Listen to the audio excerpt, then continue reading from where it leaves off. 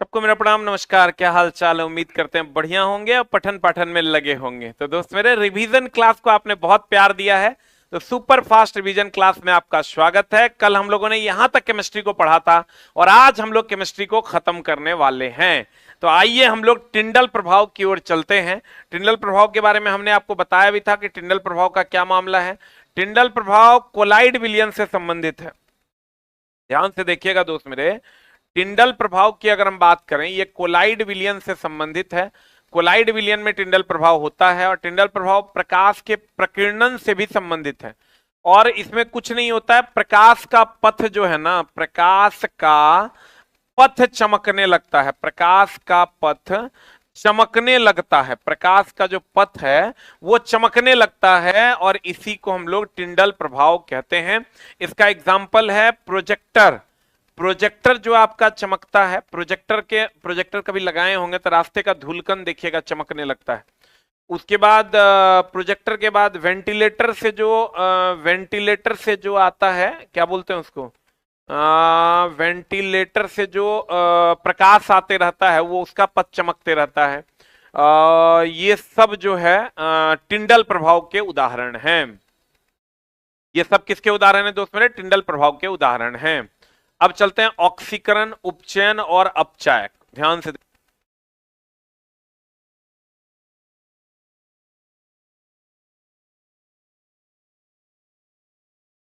ऑक्सीकरण, उपचयन और अपचायक, ध्यान से देखना।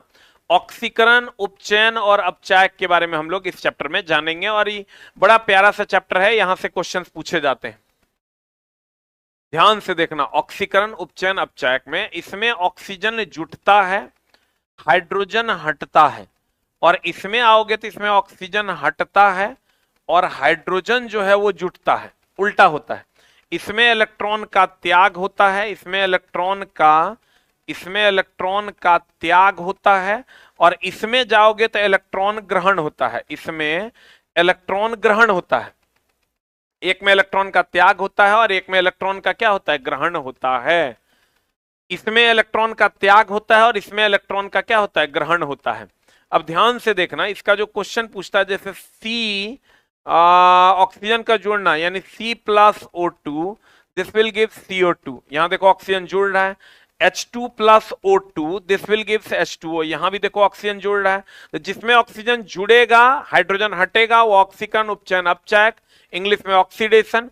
अवकरण, अपचयन, उपचायक, रिडक्शन। ऑक्सीजन हटेगा, हाइड्रोजन जुटेगा, इसमें इलेक्ट्रॉन ग्रहण किया जाता है। इसमें अगर हम बात करें तो इलेक्ट्रॉन क्या किया जाता है दोस्त मेरे? ग्रहण किया जाता है। अक्सर यहां से क्वेश्चंस इक्वेशंस के फॉर्म में पूछा जाता है। जैसे पूछेगा Zn+CO, Zn प्लस मान लो, Zn प्लस या कोई भी रिएक्शन से ले लो। कहेगा यहां बताओ किसका ऑक्सीकरण हुआ है, तो हाइड्रोजन में ऑक्सीजन जुटा है तो इसका दोस्त मेरे ऑक्सीकरण हुआ है।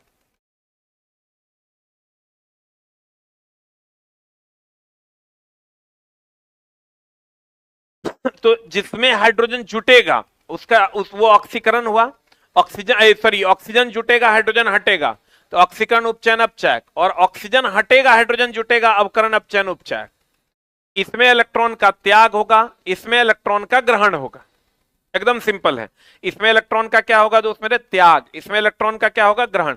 इसका जो एग्जाम्पल्स है, जो एग्जाम्पल दिया हुआ है बुक्स वगैरह में, आप उस एग्जाम्पल को जरूर से जरूर देखिएगा और तभी जाके आपका जो क्वेश्चन एग्जाम हॉल में है वो बन पाएगा। क्योंकि एग्जाम्पल अगर आप नहीं देख पाइएगा दोस्त मेरे, तो इसके एग्जाम्पल के क्वेश्चंस आप एकदम प्रैक्टिस करके जाइएगा ऑक्सीकरण और अवकरण चैप्टर के। इसलिए क्योंकि यहां से एग्जाम्पल्स जो है पूछे जाते हैं कि ऑक्सीकरण किसका हुआ, अवकरण किसका हुआ। और इसी को हम लोग अवकारक भी कहते हैं, इसी को हम लोग अवकारक भी कहते हैं और इसको हम लोग ऑक्सीकारक कहते हैं। ऑक्सीकारक कहते हैं, इसी को हम लोग ऑक्सीकारक कहते हैं। इसी को हम लोग क्या कहते हैं दोस्त मेरे? ऑक्सीकारक कहते हैं। और इसका एकदम दोस्त मेरे देख के ही जाना तुम कि जैसे ये क्वेश्चन पूछेगा CuO+H2, तो कहता है यह समीकरण निम्न में से किसका उदाहरण है। देखो तो इसमें क्या हुआ है, यहां से ऑक्सीजन हट रहा है और इसमें ऑक्सीजन जुट रहा है, तो दोनों काम हो रहा है। तो जब दोनों काम होता है तो रिडॉक्स, रिडॉक्स का मतलब हुआ ऑक्सीकरण भी होगा, ऑक्सीकरण भी होगा, ऑक्सीकरण भी होगा एंड अवकरण भी होगा, तो कहेंगे रिडॉक्स हो गया। तो देखो हमने अभी क्या बताया था आपको, हमने अभी बताया था कि ऑक्सीजन का जुटना ऑक्सीकरण, ऑक्सीजन का हटना अवकरण, ये दोनों अगर हो जाएगा तो इसको कहते हैं रिडॉक्स। क्या कहते हैं इसको, रिडॉक्स कहते हैं। अब यहां तुम देखो दोनों हो रहा है, ऑक्सीजन हट भी रहा है, ऑक्सीजन जुट भी रहा है, तो इसको रिडॉक्स अभिक्रिया कहते हैं। अगला है दोस्त मेरे, दी गई अभिक्रिया में किस पदार्थ का ऑक्सीकरण हो रहा है, तो यहां से क्वेश्चन पूछता है।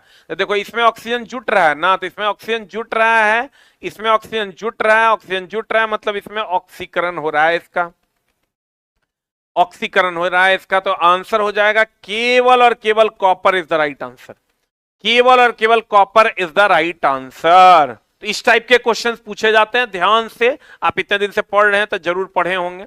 अब चलिए जो सबसे इंपॉर्टेंट चैप्टर है acid base and salt. Acid base salt में ध्यान से देखिएगा, अम्ल क्षार और अम्ल और क्षार के बारे में हम लोग समझने की कोशिश करते हैं। अम्ल दो प्रकार का हो गया। देखो ये सारे डिटेल्स हम लोग पढ़ने वाले हैं। अम्ल और क्षार की अगर हम बात करें, जिसमें सांद्र अम्ल, सांद्र अम्ल का मतलब होता है मोटा अम्ल, इसमें H+ अधिक होगा, यानी सांद्र अम्ल की अगर हम बात करें, ऐसा भी कोई विलयन जिसमें, जिसको हम लोग सांद्र का मतलब कंसंट्रेटेड मतलब मोटा, और तनु का मतलब होता है पतला, तनु का मतलब होता है पतला, इसका भी सांद्र क्षार का मतलब मोटा क्षार और तनु क्षार का मतलब पतला क्षार, पतला क्षार। आपको पता है अम्ल उसे कहते हैं जो H+ देगा अर्हेनियस के अनुसार, और क्षार उसे कहते हैं जो OH- देगा, जो OH- देगा उसे क्षार कहते हैं, जो OH- देगा उसे क्या कहते हैं, क्षार कहते हैं। प्राकृतिक अम्ल सूचक दो प्रकार के, देखो एंटा एसिड की अगर हम बात करें, एंटा एसिड में कौन कौन आता है, एंटा एसिड आता है जो एंटा एसिड की अगर हम बात करें दोस्त मेरे ध्यान से देखना, एंटा एसिड में आता है ये दुर्बल क्षार है, दुर्बल क्षार है, ऐसे भी नामे है एंटा एसिड, ध्यान से देखो दुर्बल क्षार है, इसको हम लोग एंटा एसिड मतलब एसिड का एंटी मतलब ये दुर्बल क्षार है। इसके एग्जांपल्स हैं MgOH2 और NaHCO3 यानी बेकिंग सोडा, ये इसके एग्जाम्पल हैं और ये दुर्बल क्षार है। ये एसिडिटी को कम करता है, एसिडिटी को कम करने के लिए हम लोग एंटा एसिड का उपयोग करते हैं। एसिडिटी को क्या करता है, कम करता है। अब अम्ल क्षार सूचक दो प्रकार का, एक प्राकृतिक और दूसरा कृत्रिम।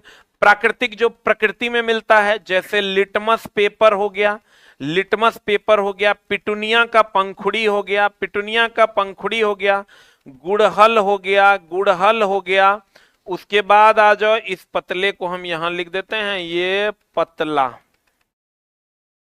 उसके बाद गुड़हल के बाद आप आ जाओ, हल्दी ले लो, हल्दी ले लो, हल्दी ले लो, पिटूनिया का पंखुड़ी ले लो, ये सब क्या है, गुड़हल ले लो, लाल गोभी का पत्ता ले लो, लाल गोभी का पत्ता ले लो, ये सब प्राकृतिक अम्ल क्षार सूचक है।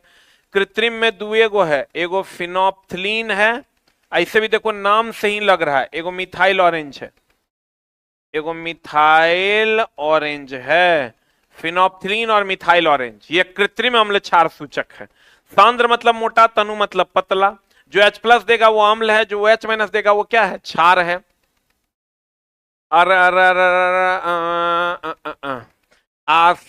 इधर आ जाओ, प्राकृतिक अम्ल क्षार सूचक लिटमस, पिटूनिया, हल्दी, गुड़हल, लाल गोभी।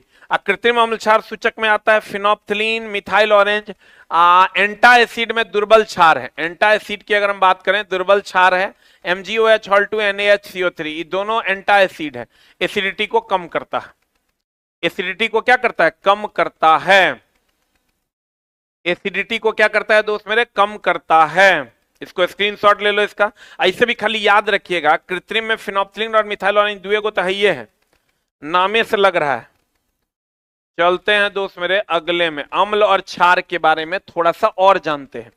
अम्ल और क्षार के बारे में अगर आप जानिएगा तो सबके साथ ये रंग अलग अलग देता है। पहले तो ये खट्टा होता है, ये खट्टा होता है, खट्टा होता है, और इसमें आइएगा तो ये तीखा होता है, तीखा होता है। खट्टा होने के बाद ये पीएच मान 7 से कम होता है, इसका पीएच मान 7 से अधिक होता है, इसका पीएच मान 7 से अधिक होता है। 7 से कम तो अम्लीय, 7 से अधिक तो क्षारीय। ये सुचालक है, ये सुचालक है। इसकी बात करोगे तो ये कुचालक है, कुचालक है। ये सुचालक है। कौन? अम्ल की अगर हम अम्ल और क्षार दोनों सुचालक है। अम्ल भी सुचालक है और क्षार भी सुचालक है। अम्ल भी सुचालक है, क्षार भी सुचालक है। ये ध्यान रखिएगा दोस्त मेरे, अम्ल भी सुचालक, क्षार भी सुचालक। और अम्ल या क्षार दोनों जो है अभिक्रिया करता है तो ये ऊष्माक्षेपीय अभिक्रिया करता है, ऊष्मा देता है। हम कल भी पढ़ाए थे आपको, ऊष्माक्षेपीय अभिक्रिया है ये। अब रही बात अम्ल और क्षार की चालकता हो गया। अब मिथाइल ऑरेंज के साथ ध्यान से देखना किसके साथ कौन सा रंग बदलता है। ये तो हो गया खट्टा, 7 से कम सुचालक, तीखा 7 से अधिक सुचालक, सुचालक। अब थोड़ा सा एक कॉलम हम बना देते हैं, इसमें क्वेश्चंस दोस्त मेरे पूछता है कि रंग कौन सा देता है, रंग कौन सा देता है अम्ल के साथ, अम्ल के साथ, और रंग कौन सा देता है क्षार के साथ।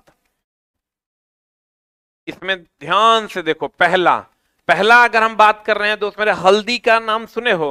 हल्दी जो है अम्ल के साथ कैसा रंग देता है? हल्दी अम्ल के साथ पीला रंग देता है, और क्षार के साथ दोस्त मेरे, क्षार के साथ जब हल्दी की बात करोगे तो ये लाल रंग देता है।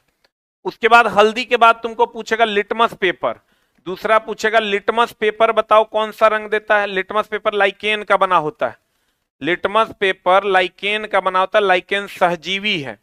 Litmus paper ABR, ABR, BRB, ABR बोले तो ABR, BRB, ABR बोले तो acid, base, acid, acid blue to red में बदलता है, और बेस जो है वो रेड टू ब्लू में बदलता है। अम्ल नीले लिटमस को लाल करता है, अम्ल नीले लिटमस को लाल करता है, और क्षार लाल लिटमस को नीला करता है।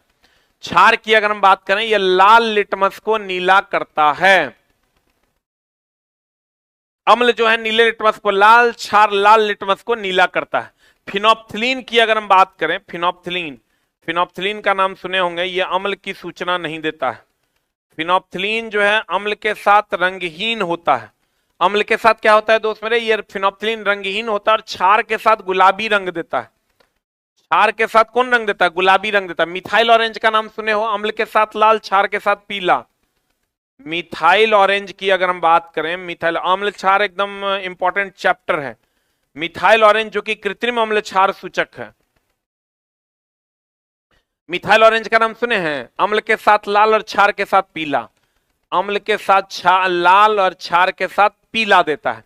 ABR, BRB तो आपको पता होगा, लिटमस पत्र लाइकेन का बना होता है। ये सब प्राकृतिक अम्ल क्षार सूचक है, ये दोनों कृत्रिम अम्ल क्षार सूचक। अम्ल खट्टा 7 से कम सुचालक, क्षार भी सुचालक, लेकिन पीएच मान 7 से अधिक होगा। जल्दी से स्क्रीनशॉट ले लो, फिर हम लोग आगे बढ़ते हैं। हो ले लिए? जल्दी से स्क्रीनशॉट ले लो, फिर हम लोग आगे बढ़ते हैं। अब ध्यान से देखना दोस्त मेरे, बंधु मेरे, एकदम आराम से। अम्ल जो है ऑल फैक्ट्री संकेतक या ध्रान संकेतक का नाम सुने हो? ध्रान संकेतक क्या होता है? ध्रान संकेतक, ध्रान संकेतक मतलब सूंघने की बात हो रही है। ध्रान संकेतक में आता है लौंग, वनीला एसेंस, वनीला का नाम सुने हो? लौंग, वनीला, ये सब, प्याज, ये सब आता है दोस्त मेरे, प्याज, ये सब आता है, लौंग, प्याज, वनीला, ये सब आता है दोस्त मेरे किसमें? ध्रान संकेतक में। ध्रान संकेतक कहते हैं इसको। अम्ल अल्कोहल से अभिक्रिया करेगा, अम्ल अल्कोहल से अभिक्रिया करेगा ना, अम्ल अल्कोहल से अभिक्रिया करेगा तो ईस्टर देगा। कभी कोई क्वेश्चन पूछता है कि अम्ल किससे अभिक्रिया करके ईस्टर देता है? अम्ल जो है अल्कोहल से अभिक्रिया करेगा और ईस्टर दे देगा। अच्छा बताओ तो, जब अम्ल और क्षार को मिलाया जाएगा तो बताओ ताप बढ़ेगा कि घटेगा? एक ऑप्शन ऊष्माक्षेपी है, ताप ताप बढ़ेगा। एक ऑप्शन है तुम्हारा ताप बढ़ेगा, दूसरा ऑप्शन है ताप घटेगा। बताइए क्या हो जाएगा आंसर? एक ऑप्शन है ताप बढ़ेगा, दूसरा ऑप्शन है ताप घटेगा, क्या हो जाएगा आंसर? एक ऑप्शन है ताप बढ़ेगा, एक ऑप्शन है ताप घटेगा। जल्दी बता। जब भी होगा अम्ल क्षार से अभिक्रिया करेगा तो उसमें छिपी अभिक्रिया होगा और यह ताप बढ़ाएगा। ताप क्या होगा? बढ़ाएगा। कभी कभी एक क्वेश्चन एनसीईआरटी में है कि नेटल के पौधे में, नेटल में होता है फॉर्मिक अम्ल, नेटल में होता है फॉर्मिक अम्ल, और इसको नेटल के पौधे को उदासीन करने के लिए डॉक का पौधा लगाते हैं। नेटल के पौधे में होता है फॉर्मिक अम्ल, इसको उदासीन करने के लिए डॉक का पौधा लगाते हैं। डॉक, डॉक जानते हो? क्योंकि ये नेटल जो होता है इसमें फॉर्मिक अम्ल होता है, इसमें क्षार होता है। डॉक क्या होता है? क्षार होता है। कभी कभी क्वेश्चन पूछता है मक्खन में क्या होता है? मक्खन में दोस्त मेरे ब्यूटायरिक अम्ल होता है, ब्यूटायरिक एसिड होता है। मक्खन में क्या होता है दोस्त मेरे? ब्यूटायरिक एसिड होता है। मक्खन में कौन एसिड होता है? ब्यूटायरिक एसिड होता है। चलो आगे बढ़ते हैं दोस्त मेरे, अगला अगला अगला, इसको स्क्रीनशॉट ले लो, इसको स्क्रीनशॉट ले लो इसका। अम्ल क्षार को जब भी मिलाएंगे ना उसमें छिपी अभिक्रिया होगा और ताप बढ़ेगा, ताप बढ़ेगा। चलो अगला, लवण लवण लवण लवण लवण, लवण में चलते हैं, ध्यान से देखिएगा। अम्ल क्षार से अभिक्रिया करेगा, अम्ल अगर क्षार से अभिक्रिया करेगा ये दे देगा लवण प्लस जल। और अधातु के ऑक्साइड जो होते हैं ना वो अम्लीय होते हैं, याद रखिएगा। अधातु के ऑक्साइड और धातु के ऑक्साइड क्षारीय होते हैं। तो अगर दे दे तुमको अधातु के ऑक्साइड और धातु के ऑक्साइड तो तुम समझ लेना अम्ल और क्षार ही कह रहा है, लवण और जल देगा। अगर आपको दोस्त मेरे कह दे अधातु के ऑक्साइड तो समझ लेना अम्ल है, धातु के ऑक्साइड समझ लेना क्षार है। तो वही रिएक्शन होगा जो अम्ल क्षार का होगा, वही रिएक्शन होगा अधातु के ऑक्साइड और धातु के ऑक्साइड का। अब अम्ल धातु से अभिक्रिया करेगा तो क्या दे देगा दोस्त मेरे? अम्ल धातु से अभिक्रिया करेगा तो लवण प्लस हाइड्रोजन दे देगा। अम्ल और ये जो अभिक्रिया है लवण प्लस जल जो दे रहा है इसको हम लोग कहते हैं उदासीनीकरण अभिक्रिया, उदासीनीकरण अभिक्रिया। और ये ऊष्माक्षेपीय अभिक्रिया भी है और ये द्विविस्थापन अभिक्रिया भी है। ये जो है दोस्त मेरे द्विविस्थापन अभिक्रिया भी है, ये द्विविस्थापन अभिक्रिया भी है। इसके बारे में अगर हम बात करें दोस्त मेरे तो ये द्विविस्थापन अभिक्रिया। लेकिन अम्ल धातु से भी, अम्ल क्षार से अभिक्रिया करेगा लवण प्लस जल, या अधातु के ऑक्साइड धातु के ऑक्साइड से अभिक्रिया करेगा लवण प्लस जल। लेकिन अम्ल धातु से अभिक्रिया करेगा तो क्या देगा? लवण प्लस हाइड्रोजन गैस। अम्ल कार्बोनेट से अभिक्रिया करेगा तो ये दे देगा दोस्त मेरे, अम्ल कार्बोनेट से अभिक्रिया करेगा तो ये दे देगा लवण, लवण प्लस CO2। जब भी कार्बोनेट टूटेगा दोस्त मेरे CO2 गैस देगा। और फिर अगर प्रबल अम्ल प्रबल क्षार से अभिक्रिया करेगा तो ये उदासीन लवण देगा, उदासीन लवण देगा जिसका पीएच मान 7 होगा, जिसका पीएच मान 7 होगा प्लस जल देगा, क्योंकि उदासीन है तो 7 होगा। अगर प्रबल अम्ल और दुर्बल क्षार होगा, देखो ये प्रबल, दोनों प्रबल होगा तो उदासीन लवण, अब प्रबल अम्ल दुर्बल क्षार है तो प्रबल अम्ल न है, इससे बनेगा दोस्त मेरे अम्लीय लवण। क्या बनेगा? अम्लीय लवण। इसका पीएच मान 7 से कम होगा प्लस जल दे देगा। और अगर अगर अगर दुर्बल अम्ल और प्रबल क्षार है तो ये बन जाएगा क्षारीय लवण, क्षारीय लवण। क्षारीय लवण होगा, इसका पीएच मान 7 से अधिक होगा प्लस जल होगा, प्लस जल होगा, प्लस जल होगा, प्लस जल होगा। देखो अम्ल धातु से अभिक्रिया करेगा लवण प्लस हाइड्रोजन, अम्ल कार्बोनेट अम्ल क्षार से अभिक्रिया करेगा, या अधातु के ऑक्साइड अम्लीय होते हैं, धातु के ऑक्साइड क्षारीय होते हैं। और ये लवण प्लस जल दे देगा। द्विविस्थापन अभिक्रिया है ये लवण और जल देना उदासीनीकरण ऊष्माक्षेपी अभिक्रिया है। धातु से भी क्रिया करेगा हाइड्रोजन गैस, अम्ल कार्बोनेट से भी क्रिया करेगा CO2। अब प्रबल अम्ल प्रबल क्षार तो उदासीन लवण, प्रबल अम्ल दुर्बल क्षार है तो प्रबल अम्ल है तो अम्लीय लवण बन जाएगा। अब दुर्बल अम्ल प्रबल क्षार है तो ये क्षारीय लवण बन जाएगा, ये क्षारीय लवण बन जाएगा। जल्दी से स्क्रीनशॉट ले लो, जल्दी से दोस्त मेरे स्क्रीनशॉट ले लो, फिर हम लोग आगे बढ़ जाएंगे।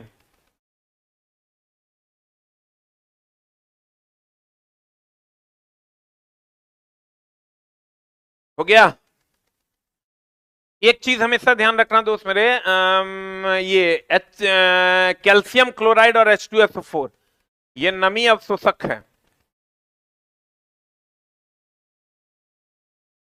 ये नमी,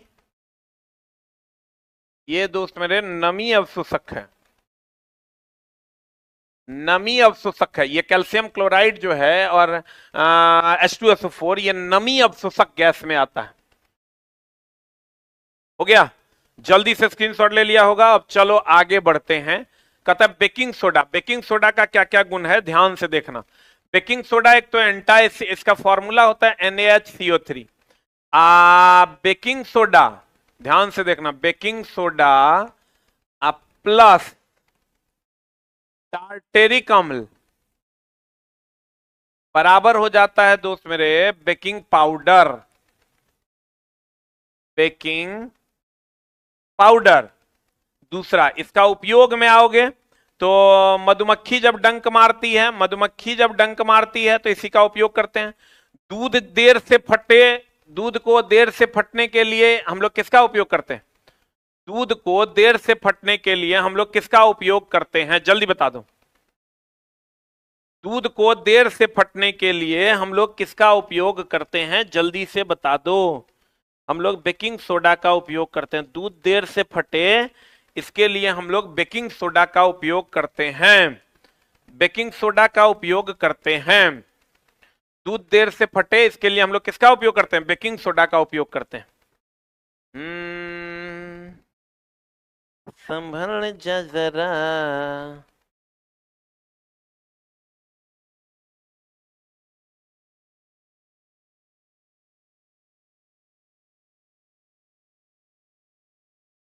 दूध देर से फटे उसके लिए किसका उपयोग करते हैं दोस्त मेरे? बेकिंग सोडा का। मधुमक्खी जब डंक मारती है तब भी बेकिंग सोडा का उपयोग करते हैं। बेकरी उद्योग में भी बेकिंग सोडा का उपयोग करते हैं। बेकिंग पाउडर बनाने में भी बेकिंग सोडा का उपयोग करते हैं। और ये दोस्त मेरे एक प्रकार का एंटा एसिड है, प्रति अम्ल, एंटा एसिड है। इसको हम लोग प्रति अम्ल के नाम से जानते हैं। एंटा एसिड है दैट इज प्रति अम्ल के नाम से जानते हैं। एंटा एसिड है मतलब इसको किस नाम से जानते हैं दोस्त मेरे? प्रति अम्ल के नाम से जानते हैं। अब जो एंटा एसिड है मतलब इसको किस नाम से जानते हैं? प्रति अम्ल के नाम से। HCl का नाम सुने हो? HCl का नाम सुने हो? देखो HCl की अगर हम बात करें तो HCl अमाशय में यही स्रावित होता है। और HCl प्लस HCl अनुपात HNO3 वो भी सांद्र, सांद्र का मतलब मोटा, सांद्र HCl अनुपात सांद्र HNO3, अगर ये 3:1, देखो इसमें 1 है तो ये 3 होगा, ये 3 है तो ये 1 होगा, ये बना देगा एक्वारेजिया अम्लराज, एक्वारेजिया अम्लराज बना देगा। और इसमें गोल्ड और प्लेटिनम, गोल्ड और प्लेटिनम घुल जाता है, गोल्ड और प्लेटिनम घुल जाता है। गोल्ड और प्लेटिनम क्या हो जाता है दोस्त मेरे? घुल जाता है। किसमें? सांद्र HCl, सांद्र HNO3 अगर 3:1 में तो एक्वारेजिया अम्लराज, और इसमें गोल्ड और प्लेटिनम क्या हो जाता है दोस्त मेरे? घुल जाता है। इसी को म्यूरिएटिक अम्ल भी कहते हैं। HCl को म्यूरिएटिक एसिड भी कहते हैं। HCl की अगर हम बात करें इसको हम लोग क्या कहते हैं? म्यूरिएटिक एसिड कहते हैं। कभी कभी क्वेश्चन पूछ देता है दोस्त मेरे H2S का गंध कैसा होता है? सड़े अंडे के जैसा। H2S का गंध पूछेगा कैसा होता है तो कहेंगे सड़े हुए अंडे के जैसा। जल्दी लिख, H2S का गंध कैसा होता है? एक मिनट चला।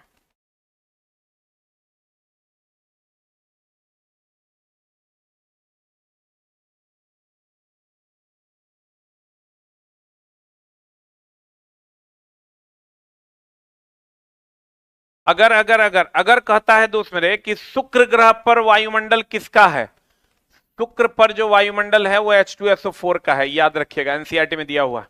वॉशिंग सोडा, इसका फॉर्मूला दोस्त मेरे क्या होता है? वॉशिंग सोडा की अगर हम बात करें, washing soda washing soda washing soda washing soda होता है Na2CO3 इंटू 10H2O। इससे हम लोग जल की कठोरता दूर करते हैं, वेरी वेरी इंपॉर्टेंट। जल की कठोरता दूर करते हैं, जल की कठोरता दूर करते हैं किससे? वॉशिंग सोडा से। वॉशिंग सोडा से हम लोग जल की कठोरता को क्या करते हैं? दूर करते हैं। जल की कठोरता को दूर करते हैं किसके द्वारा?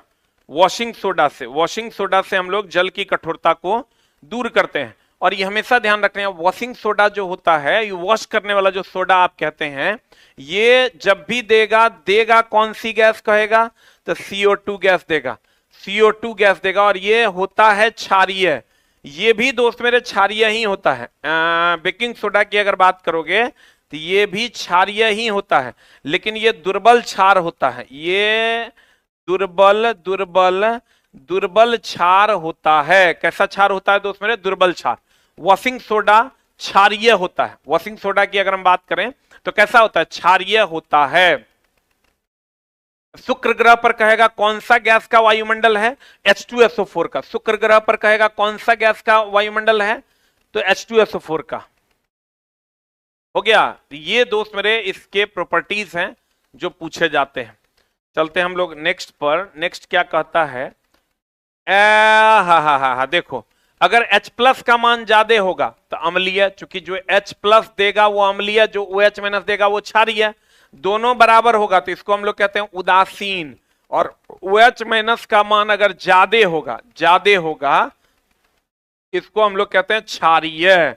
H प्लस ज्यादा होगा तो अम्लीय, OH माइनस ज्यादा होगा तो क्षारीय। दोनों बराबर होगा तो क्या हो जाएगा? उदासीन। याद रखिएगा दोस्त मेरे, दोनों बराबर हो जाएगा तो क्या हो जाएगा? उदासीन।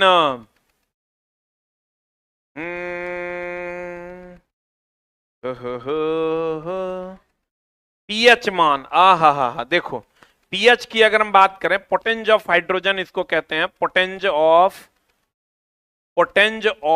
हाइड्रोजन, पोटेंज ऑफ हाइड्रोजन कहते हैं। इसकी खोज सोरेनसन ने किया, इसकी खोज सोरेनसन ने 1909 ईस्वी में किया था। इनामेल या पेस्ट जो होता है ये क्षारीय होता है, दांत का इनामेल या पेस्ट क्षारीय होता है। दांत की सड़न होती है 5.5 से कम पीएच रहेगा तब। लिटमस पत्र जो होता है ये लाइकेन का बना होता है, लाइकेन का बना होता है। और एक चीज ध्यान रखना, वर्षा, अम्लीय वर्षा जो होता है, अम्लीय वर्षा जो होता है, इसका पीएच मान जो होता है, पीएच मान वो 5.6 से कम होता है, 5.6 से कम होता है। इनामेल और पेस्ट क्षारीय होता है। दांतों में सड़न 5.5 से कम पीएच होगा तब होगा, यानी अम्लीय होने के कारण। दांतों में सड़न जब भी होगा दोस्त मेरे, अम्लीय 7 से कम है ना, तो अम्लीय होगा। लिटमस पत्र लाइकेन का बना होता है। अम्लीय वर्षा, अम्लीय वर्षा पीएच मान 5.6 से कम होगा तो अम्लीय वर्षा होगा। पोटेंज ऑफ हाइड्रोजन कहते हैं, इसकी खोज किसने की थी दोस्त मेरे? सोरेनसन ने की। H प्लस का मान ज्यादा, OH माइनस का मान कम, अम्लीयता। दोनों बराबर उदासीन, H प्लस कम OH माइनस ज्यादा, क्षारीय हो जाएगा। जल्दी से स्क्रीनशॉट ले लो फिर हम लोग आगे बढ़ते हैं।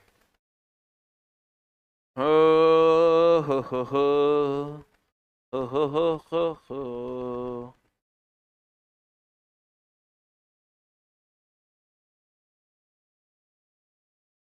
जल्दी ले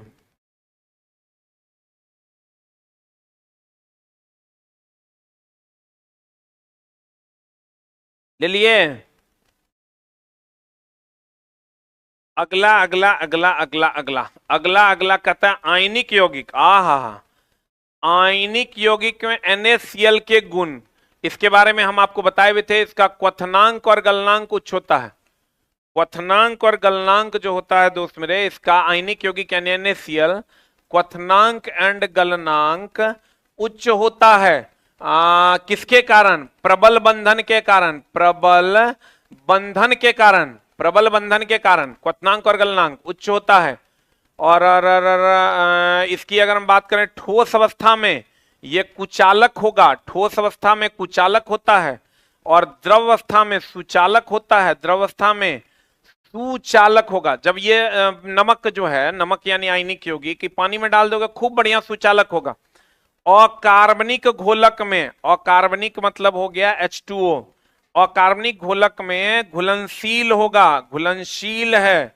और कार्बनिक घोलक में, कार्बनिक घोलक में जैसे अल्कोहल ले लो C2H5OH, नमक तो पानी में घुलवे करता है, इसमें अघुलनशील होगा, अघुलनशील होगा, अघुलनशील होगा। क्वथनांक और गलनांक उच्च होता है। क्वथनांक और गलनांक की बात करोगे उच्च होता है। ठोस अवस्था में कुचालक, द्रव अवस्था में सुचालक। अकार्बनिक यानी H2O में घुलनशील, जल में डालोगे तो घुलनशील हो ही जाएगा। यह अकार्बनिक, इसमें कार्बन नहीं है। कार्बनिक घोलक में अघुलनशील होता है। कार्बनिक घोलक की अगर हम बात करें तो अघुलनशील होता है, अघुलनशील होता है।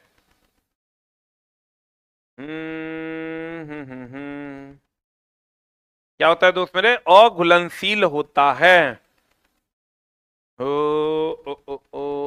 अघुलनशील होता है, इसको एकदम नोट कर लो। इसका ठीक उल्टा होता है सहसंयोजक यौगिक। इसका ठीक उल्टा होता है दोस्त मेरे सहसंयोजक यौगिक। हम लोग चलते हैं दोस्त मेरे एसिड बेस सॉल्ट के कुछ इंपॉर्टेंट पॉइंट्स जो हम लोगों को और देखना चाहिए, उस पर हम लोग चलते हैं। ध्यान से समझने की दोस्त मेरे चेष्टा करना। अब अगर हम एक तो हम बता दिए थे आपको, अम्ल क्षार कभी भी अभिक्रिया करेगा तो वो तापमान को क्या करेगा? बढ़ा देगा। एक और ध्यान रखना दोस्त मेरे, अम्ल जो है, अम्ल अम्ल अम्ल की अगर हम बात करें, अम्ल अल्कोहल से अभिक्रिया करेगा। किससे अभिक्रिया करेगा? अल्कोहल से अभिक्रिया, अल्कोहल से अभिक्रिया करता है तो ईस्टर देता है। अम्ल अल्कोहल से अभिक्रिया करेगा तो क्या देगा दोस्त मेरे? ईस्टर देता है। अम्ल अल्कोहल से अभिक्रिया करेगा, ईस्टर देता है। ये तो सबको पता होगा। एसिटिक एसिड विनेगर में पाया जाता है, अमीनो एसिड से बनता है प्रोटीन।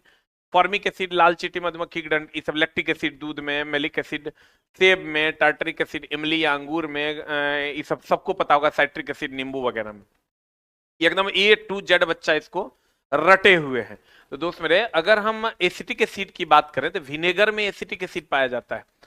एसिटिक एसिड की अगर हम बात करें, एसिटिक एसिड की अगर हम बात करें तो ये एसिटिक एसिड का फॉर्मूला होता है दोस्त मेरे CH3COOH कहिए, या इसी को इथेनोइक एसिड कहिए, इथेनोइक अम्ल कहिए। ये जो इथेनोइक अम्ल है ये इसका कितना परसेंट, अगर कहेगा कितना, 3 से 6% जो है वो एसिटिक एसिड जो है विनेगर कहलाता है। 3 से 6%, मात्र 3 से 6% जो है ना वो विनेगर कहलाता है। इसका 3 से 6% तक का जो घोल होता है वो क्या कहलाता है दोस्त मेरे? विनेगर कहलाता है।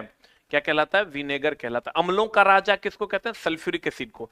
H2SO4 की अगर हम बात करें, ये बैटरी में, कार की बैटरी में जो है H2SO4 का प्रयोग किया जाता है। कार की बैटरी में किसका उपयोग करते हैं दोस्त मेरे? H2SO4 का उपयोग किया जाता है।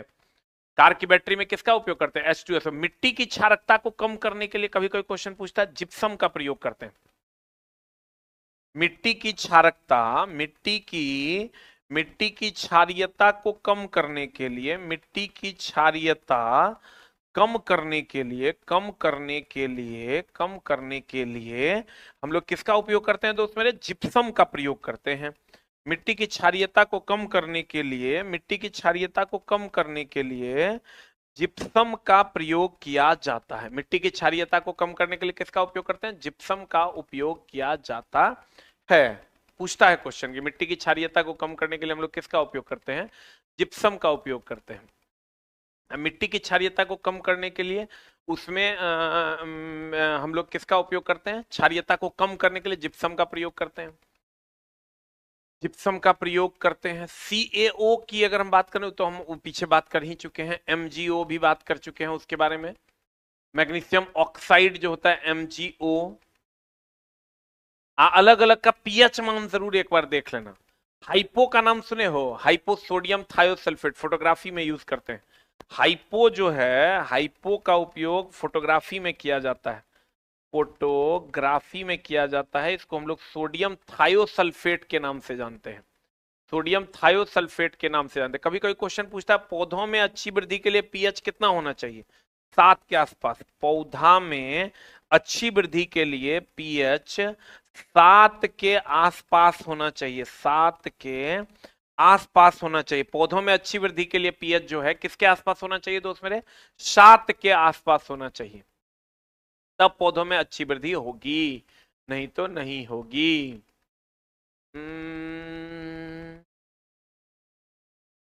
कभी कभी क्वेश्चन पूछता है कैल्शियम जल के साथ अभिक्रिया करेगा, कैल्शियम जल के साथ अभिक्रिया करेगा तो कौन सी गैस देगा? हाइड्रोजन गैस देगा। कैल्शियम जल के साथ अभिक्रिया करेगा कौन सी गैस देगा पूछेगा तो कहेंगे हाइड्रोजन गैस देगा। कैल्शियम जब भी जल के साथ अभिक्रिया करेगा कौन गैस देगा? Hydrogen gas. देखो, अम्ल अल्कोहल से अभिक्रिया करेगा ईस्टर देगा। एसिटिक एसिड CH3COH या इथेनोइक एसिड कहते हैं, 3 से 6% विनेगर कहलाता है। कार के बैटरी में H2SO4। मिट्टी की क्षारीयता कम करने के लिए जिप्सम। हाइपो फोटोग्राफी में यूज करते हैं। पौधे की अच्छी पैदावार के लिए पीएच 7 के आसपास होना चाहिए। और जब चूना जल से विक्रिया करता है तो हाइड्रोजन गैस देता है। इसका स्क्रीनशॉट ले लो, अब फिर हम लोग आगे बढ़ते हैं। इसका स्क्रीनशॉट ले लो, अब फिर हम लोग आगे बढ़ते हैं। अब ध्यान से देखना, कुछ पॉइंट से जो एकदम रिपीटेडली पूछा जाता है। NaCl से, जो नमक आप कहते हैं, NaCl से ही बनता है Na2CO3 और NaHCO3 का निर्माण होता है। का निर्माण होता है NaCl से ही Na2CO3 और NaHCO3 का निर्माण होता है। NaHCO3 का निर्माण इसी से होता है, ये आप हमेशा ध्यान रखिएगा। एक क्वेश्चन आता है, धातु जो है अम्ल से अभिक्रिया करके क्या देता है? धातु जो है ये अम्ल से अभिक्रिया करके हम सब लोग जानते हैं धातु अम्ल से अभिक्रिया करेगा तो लवण प्लस हाइड्रोजन गैस देगा। धातु अम्ल से अभिक्रिया करेगा तो क्या देगा? लवण प्लस हाइड्रोजन गैस देगा। लेकिन कहता है कौन सा ऐसा अम्ल है जो मैंगनीज मैग्नीशियम को छोड़कर हाइड्रोजन नहीं देता है? देखो, मैंगनीज और मैग्नीशियम, मैंगनीज और कौन? मैग्नीशियम के साथ ये जो HNO3 है, ये हाइड्रोजन लवण प्लस हाइड्रोजन देता है, बाकी के साथ नहीं देता है। मैंगनीज एंड मैग्नीशियम के अलावे के साथ नहीं देता है, अलावे के साथ नहीं देता। ये क्वेश्चन पूछता है, एकदम शांति से पढ़ना पड़ेगा इस चैप्टर को दोस्तों। धातु अम्ल से अभिक्रिया करता है, लवण प्लस हाइड्रोजन देता है।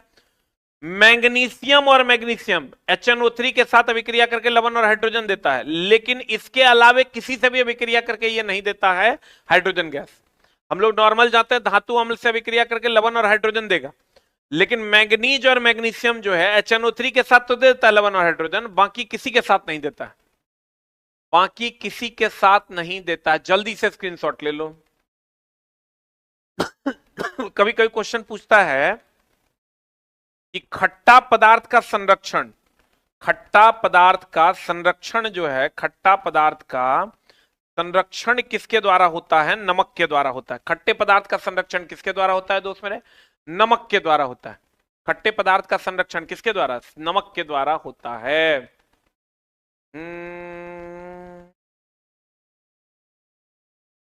जल्दी लिख, खट्टे पदार्थ का जो संरक्षण है वो किसके द्वारा होता है? नमक के द्वारा होता है। चलो अब इसका स्क्रीनशॉट ले लो, अब आगे बढ़ते हैं। देखो बढ़िया सुनना, NaCl के बाद में इसको टेबल सॉल्ट कहते हैं, साधारण नमक कहते हैं। समुद्री जल से मिलता है NaCl, समुद्री जल से मिलता है। भोजन अचार वगैरह के परिरक्षण में हम लोग यूज करते हैं। जमी हुई बर्फ को पिघलाने के लिए भी NaCl का यूज करते हैं। कोई अगर बर्फ जम गया तो उसको पिघलाने के लिए, सोडियम हाइड्रोक्साइड वगैरह से क्वेश्चन नहीं पूछता है, सोडियम कार्बोनेट बोल दिए तो जल की कठोरता को दूर करने के लिए हम लोग सोडियम कार्बोनेट यूज करते हैं। ब्लीचिंग पाउडर सबको पता है, स्विमिंग पूल वगैरह में साफ करने के लिए यूज करते हैं। जिप्सम से को 100 डिग्री सी या 373 केल्विन पर गर्म करेंगे, प्लास्टर ऑफ पेरिस बनेगा। पोटेशियम नाइट्रेट को सोरा या नाइटर के रूप में जानते हैं। अब चलो अगले चैप्टर के रूप में, अगला है गैसियस थ्योरम, ध्यान से देखना, gaseous theorem, the gaseous theorem. देखो, ई pressure volume temperature, Boyle's law, Charles law, Gay Lussac law. ई बॉयल्स लॉ कहता है pressure is inversely proportional to volume when temperature is constant. पढ़ना पड़ेगा दोस्त, अपने तकलीफ से अगर निकलना चाहते हो ना तो सिर्फ पढ़ाई ही एकमात्र उपाय है, बाकी और कुछ नहीं, जहां हो वहीं रह जाओगे। Volume is directly proportional to temperature, volume is directly proportional to temperature when pressure is constant। और गेलुसाक का नियम कहता है pressure is directly proportional to temperature when volume is constant. अब ध्यान से देखो, P is inversely proportional to volume when temperature is constant. जब भी टेम्परेचर के अलावे कोई रिलेशन में रहेगा तो उल्टा रिलेशन, और टेम्परेचर अगर रहेगा तो सीधा रिलेशन, टेम्परेचर रहेगा तो सीधा रिलेशन, टेम्परेचर रहेगा तो सीधा रिलेशन। यहां से अगर आप देखिएगा तो बॉयल्स लॉ हो गया, इसको हम लोग लिख सकते हैं P1 बट्टा P2 बराबर V2 बट्टा V1। इसको लिख सकते हैं दोस्त मेरे, इसको लिख सकते हैं P1 बट्टा P2 बराबर T1 बट्टा T2। इसको लिख सकते हैं V1 बट्टा V2 बराबर T1 बट्टा T2।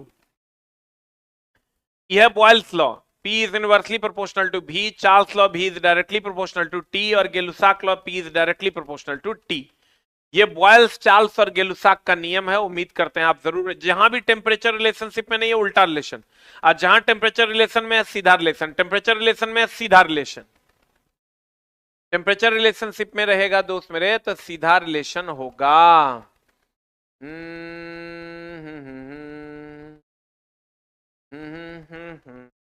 जल्दी से लिख लो। उसके बाद चलते हैं दोस्त मेरे इधर, कहते हैं एवोगाड्रो का नियम। एवोगाड्रो का नियम है V is directly proportional to N, जब ताप, समान ताप और दाब पर, समान ताप और दाब पर, समान ताप एवं दाब पर गैसों का आयतन अणुओं की संख्या के समानुपाती होगा। आदर्श गैस समीकरण कहता है PV बराबर nRT, जहां R सार्वत्रिक गैस नियतांक है जिसकी वैल्यू 8.314 जूल पर मोल पर केल्विन होता है। उसके बाद है ग्राहम्स का नियम। ग्राहम ने गैसों का विसरण नियम दिया, गैसों का विसरण नियम, गैसों का विसरण नियम किसने दिया दोस्त मेरे? ग्राहम ने दिया।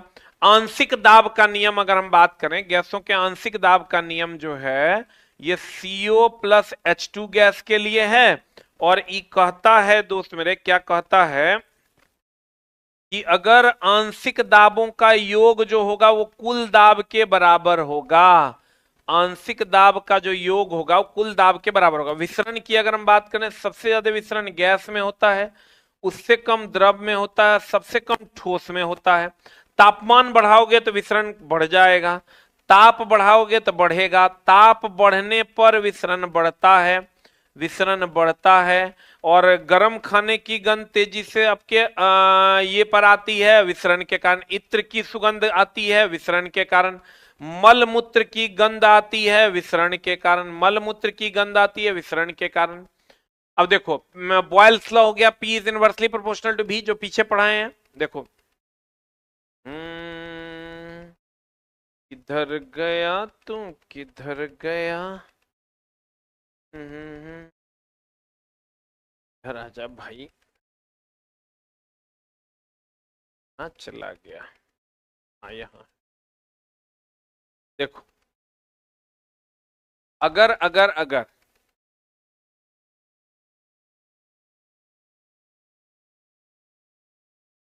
P इज इनवर्सली प्रोपोर्शनल, देखो बढ़िया से देख लो, P is inversely proportional to V when temperature PVT BCG, PV pressure volume temperature, Boyle's Charles Gay Lussac, P is inversely proportional to V when T is constant. V is directly proportional to T when P is constant. E दोनों में relation होगा तो ये constant होगा, E दोनों में relation होगा तो ये कांस्टेंट होगा। ये आप पढ़े भी होंगे, बस इतने आपको ध्यान में रखना। उसके बाद एवोगाड्रो का नियम कहता है गैसों का आयतन अणुओं की संख्या के समानुपाती होता है समान ताप और दाब पर। आदर्श गैस समीकरण Pv बराबर nRT। ग्राहम ने गैसों का विसरण नियम दिया। आंशिक दाब का नियम CO प्लस H2 यानी P total is equal to P1 plus P2 plus P3। और रही बात विसरण की, तो विसरण आपको पता है, विसरण सबसे ज्यादा होता है गैस का, उससे कम द्रव। विसरण मतलब घुलने मिलने की जो बात होती है उसी को विसरण कहते हैं। घुलने में R का वैल्यू होता है 8.314 जूल पर मोल पर केल्विन, और ये सार्वत्रिक गैस नियतांक है। मलमूत्र वगैरह की गंध जो होती है विसरण के कारण ही होती है। अज अज अज अज किधर गया तू, किधर, इधर आ जा। अब आ जाओ, सबसे इंपॉर्टेंट टॉपिक जो आपका है वो है दोस्त मेरे समावयवता। समावयवता, गौर फरमाइएगा दोस्त मेरे, समावयवता क्या है, ध्यान से देखिएगा। एक है समावयवता, एक कभी कभी क्वेश्चन कार्बनिक रसायन में चलते हैं, जैव शक्ति का सिद्धांत क्वेश्चन कभी कभी पूछ देता है कि जैव शक्ति का सिद्धांत किसने दिया। जैव शक्ति का सिद्धांत जो है ये बर्जीलियस ने दिया था। जैव शक्ति का सिद्धांत बर्जीलियस ने दिया था, और इसका जो है सिद्धांत ये था कि कोई भी कार्बनिक यौगिक को प्रयोगशाला में बनाया नहीं जा सकता। वोहलर ने बाद में अमोनियम साइनेट से यूरिया बनाया। पहला कार्बनिक पदार्थ जो प्रयोगशाला में बनाया गया यूरिया था। समावयवता क्या कहता है, कहता है अणुसूत्र समान, जैसे इसका ले लो C4H10, लेकिन संरचना अलग अलग। अणुसूत्र, इसका पूछता है दोस्त मेरे डेफिनेशन, अणुसूत्र समान संरचना अलग, संरचना अणुसूत्र समान संरचना अलग अलग होता है, तो इसको कहते हैं समावयवता। फॉर एग्जांपल C4H10 ले लो, तो C4H10 ले लोगे तो इसका एक तो स्ट्रक्चर सीधा सीधा बन जाएगा नॉर्मल पेंटेन, नॉर्मल ब्यूटेन, एक बन जाएगा दोस्त मेरे आइसोब्यूटेन। इसको कहते हैं नॉर्मल ब्यूटेन, इसको अणुसूत्र सेम है लेकिन संरचना दोनों की अलग अलग है, इसको कहते हैं समावयवता। श्रृंखला बनाने का गुण जो है ये श्रृंखला है, इसी के कारण दोस्त मेरे, इस श्रृंखला बनाने का जो गुण है इसी के कारण जो है इसके यौगिक बहुत अधिक हैं। कहेगा बताओ क्यों इसके यौगिक बहुत अधिक हैं, क्योंकि ये श्रृंखला बनाता है, और ये श्रृंखला बनाता है किसका, सहसंयोजक बंधन का। सहसंयोजक बंधन की श्रृंखला बनाता है। ये किसका बनाता है, सहसंयोजक बंधन का श्रृंखला बनाता है। श्रृंखला गुण के कारण इसके यौगिकों की संख्या बहुत अधिक है। श्रृंखला को इंग्लिश में कैटनेशन भी कहते हैं। और समावयवता क्या है, किसी भी कार्बनिक यौगिक का अणुसूत्र समान और संरचना सूत्र अलग अलग। अणुसूत्र समान और संरचना सूत्र क्या होगा दोस्त मेरे, अलग अलग हो जाएगा। श्रृंखला के कारण, चेन के कारण यौगिकों की संख्या बहुत अधिक है। कार्बनिक यौगिक सहसंयोजक बंधन बनाता है जो आयनिक की तुलना में कमजोर होता है। ये आयनिक की तुलना में कमजोर होता है क्योंकि इसमें कमजोर बंधन होता है, आयनिक में मजबूत बंधन होता है। आयनिक का क्वथनांक और गलनांक भी उच्च होता है क्योंकि उसमें मजबूत बंधन होता है, इसमें कमजोर बंधन होता है इसलिए इसका क्वथनांक और गलनांक निम्न होता है। सिर्फ पढ़ाई करना होगा रे दोस्त, बाकी कोई ऑप्शन नहीं है तुम्हारे पास। समजातीय श्रेणी एकदम सिंपल है, जैसे आप ले लीजिए मीथेन CH4, दूसरा ले लीजिए आप CnH2n प्लस 2 में ही ले लीजिए, फॉर्मूला लगाइए CnH2n, अब प्लस 2 लगा दीजिए तो ले लीजिएगा C2H6। ये दोनों में गौर फरमाइएगा। फिर अगला ले लीजिएगा C3H8। इस सब में देखिए CH2 का अंतर है, एगो कार्बन और 2 हाइड्रोजन, देखो 1 1 2 और 4 2 6। ई दोनों में भी देखिए CH2 का अंतर है, यानी जब दो लगातार में CH2 का अंतर हो, अब परमाणु द्रव्यमान 12 CH2 का अंतर हो, अब परमाणु द्रव्यमान 14 इकाई का अंतर हो, उसे हम लोग समजातीय श्रेणी के नाम से जानते हैं। उसे हम लोग समजातीय श्रेणी के नाम से जानते हैं।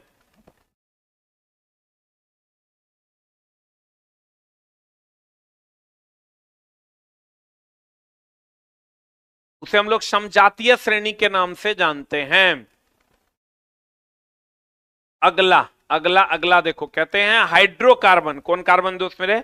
हाइड्रोकार्बन। हाइड्रोकार्बन की अगर हम बात करें, हाइड्रोकार्बन दो प्रकार का होता है, एक होता है संतृप्त और दूसरा होता है असंतृप्त। ध्यान से देखना, संतृप्त और असंतृप्त। संतृप्त का मतलब हो गया कि भैया इसमें सिंगल बॉन्ड होगा, और संतृप्त का मतलब हो गया इसमें डबल या ट्रिपल बॉन्ड होगा। और संतृप्त में एक ही आता है एल्केन। कौन आता है? एल्केन। इसका फॉर्मूला होता है CnH2n+2 और ये सिंगल बॉन्ड होता है। और संतृप्त में दो गो आता है, एक आता है एल्कीन, एक आता है एल्कीन। एल्कीन एल्कीन जो होता है CnH2n, और एक आता है एल्काइन। एल्काइन जो ट्रिपल बॉन्ड होता है CnH2n-2। इसका फॉर्मूला जरूर एल्केन एल्कीन एल्काइन का याद रखिएगा। संतृप्त में, संतृप्त की अगर हम बात करें दोस्त मेरे, ये नीला रोशनी के साथ जलता है, अधिक ऊष्मा देता है, अधिक ऊष्मा देता है। चूंकि सिंगल बॉन्ड होता है तो ये स्थायी भी होता है। इसमें आइएगा असंतृप्त में, ये पीला रोशनी के साथ जलता है, ये कम ऊष्मा भी देता है, कम ऊष्मा देता है, और चूंकि डबल या ट्रिपल बॉन्ड है तो ये अस्थायी होता है, अस्थायी होता है। देख लो, हाइड्रोकार्बन दो प्रकार का, संतृप्त और असंतृप्त। खूब पूछा था इस पर से क्वेश्चन। संतृप्त CnH2n+2 ये नीले रंग का होता है, अधिक ऊष्मा देता है, अस्थायी होता है और कम प्रदूषण फैलाएगा। जब संतृप्त जैसे मीथेन वगैरह है, संतृप्त का एग्जांपल ले लो ना, तो मीथेन, मीथेन मिलता है CNG में कम। उसके बाद ले लो ब्यूटेन, C4H10, ये मिलता है LPG में। तो दोस्त मेरे ये दोनों कम धुआं देता है, कम धुआं देता है, अधिक ऊष्मा देता है, कम धुआं देता है और अधिक ऊष्मा देता है। संतृप्त में आ गया एल्कीन और एल्काइन। एल्कीन CnH2n यानी डबल बॉन्ड, एल्काइन CnH2n+2 यानी ट्रिपल बॉन्ड। जल्दी से इसका स्क्रीनशॉट ले लो। हाइड्रोकार्बन दो प्रकार का, संतृप्त और असंतृप्त। अब दोस्त मेरे चलते हैं अगले पर, एल्केन। एल्केन की अगर हम बात करें, इसका फॉर्मूला अभी तुरंत बताए थे, ये संतृप्त होता है, संतृप्त होता है। अगर फॉर्मूला होता है CnH2n+2, ये फॉर्मूला होता है। इसको कहते हैं मिथाइल आइसोसाइनाइड। इसको क्या कहते हैं दोस्त मेरे? Methyl isocyanide. ध्यान से देखना, इसकी प्रॉपर्टीज हम लोग पढ़ने वाले हैं। मिथाइल आइसोसाइनाइड इसको कहते हैं MIC, methyl isocyanide. Bhopal gas कांड इसी के कारण हुआ था। भोपाल गैस कांड जो है इसी के कारण हुआ था, मिथाइल आइसोसाइनाइड के कारण। कंपनी का नाम था union carbide. Union carbide, company का नाम क्या था दोस्त मेरे? यूनियन कार्बाइड था। और ये घटना 3 दिसंबर 1984 को हुई थी। और ये है CHCl3, नाम तो सुना ही होगा। CHCl3 को हम लोग क्लोरोफॉर्म कहते हैं, क्लोरोफॉर्म कहते हैं। और ये बेहोशी की दवा है, बेहोशी की दवा है, बेहोशी की दवा है। और ये हवा से अभिक्रिया करता है। हवा प्लस CHCl3 जब अभिक्रिया करता है तो जहरीला गैस बनाता है, जहरीला हो जाता है। मीथेन की अगर हम बात करें, इसका दूसरा नाम फायर डैम्प है। इसी को हम लोग मार्स गैस कहते हैं, इसी को हम लोग मार्स गैस कहते हैं। इसी को हम लोग दलदली गैस कहते हैं, क्योंकि दलदली भूमि में होता है। धान के खेत में भैंस जब जुगाली करता है तो इसी का उपयोग करते हैं। कोयला के फैक्ट्री में CH4+O2 से माइंस फैक्ट्री में जो है आग लगाया जाता है।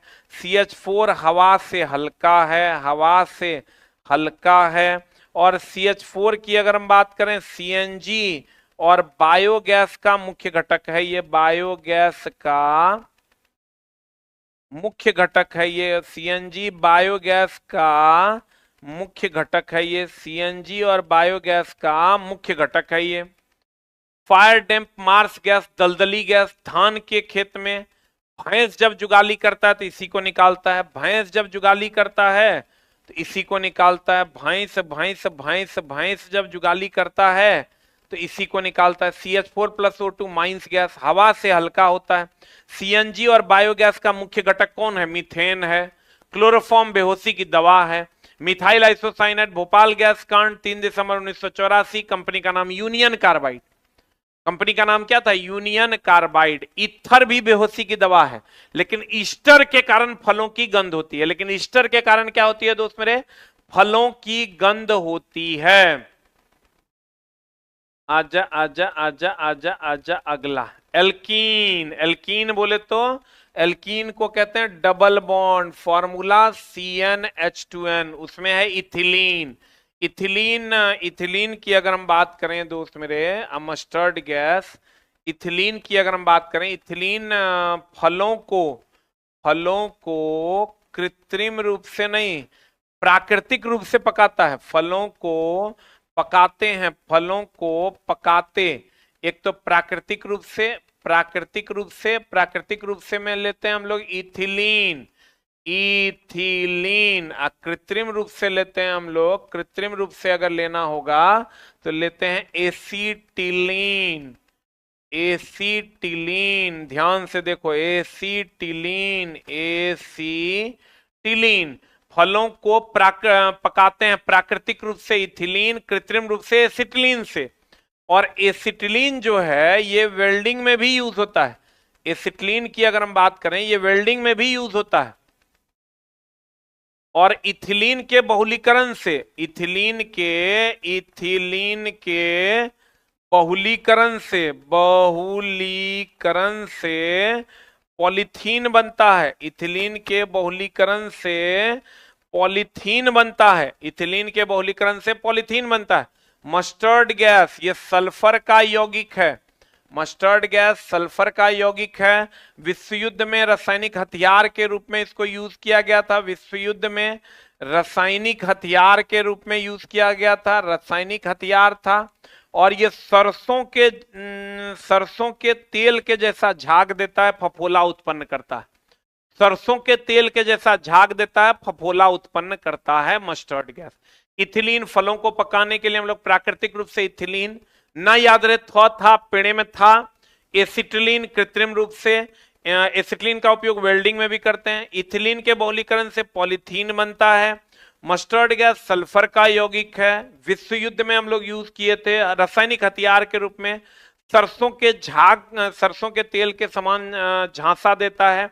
फफोला भी उत्पन्न करता है। ये फफोला फोड़ा जिसको कहते हैं, फफोला उत्पन्न करता था रासायनिक हथियार, इसीलिए इसको कहते थे।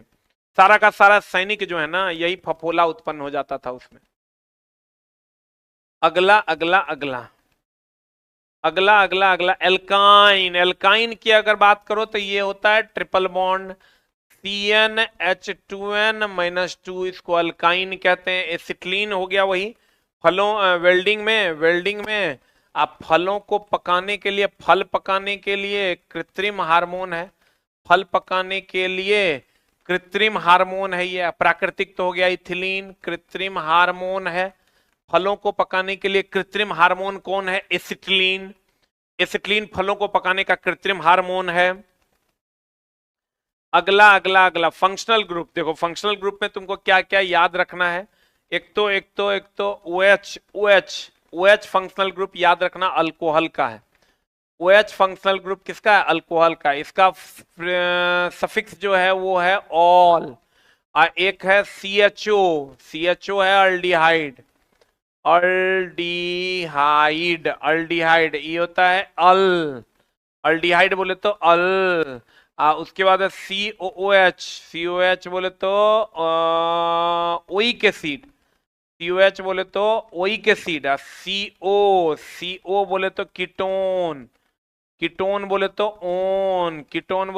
ओन। बस इतने आपको याद रखना है, इतने याद रखना है आपको। OH बोले तो अल्कोहल, ऑल, यही दोनों में से पूछता है। AL बोले तो अल्डिहाइड, अल। CHO बोले, फंक्शनल ग्रुप में ध्यान रखना, ई जकरा में लगता है रासायनिक गुण सेम रखता है, रासायनिक गुण नहीं बदलता। जैसे अगर इस सब में OH लग गया तो सबका सब अल्कोहले हो गया, रासायनिक गुण नहीं बदलता। लेकिन भैया द्रव्यमान बदलने के कारण भौतिक गुण बदल जाता है, भौतिक गुण बदलता।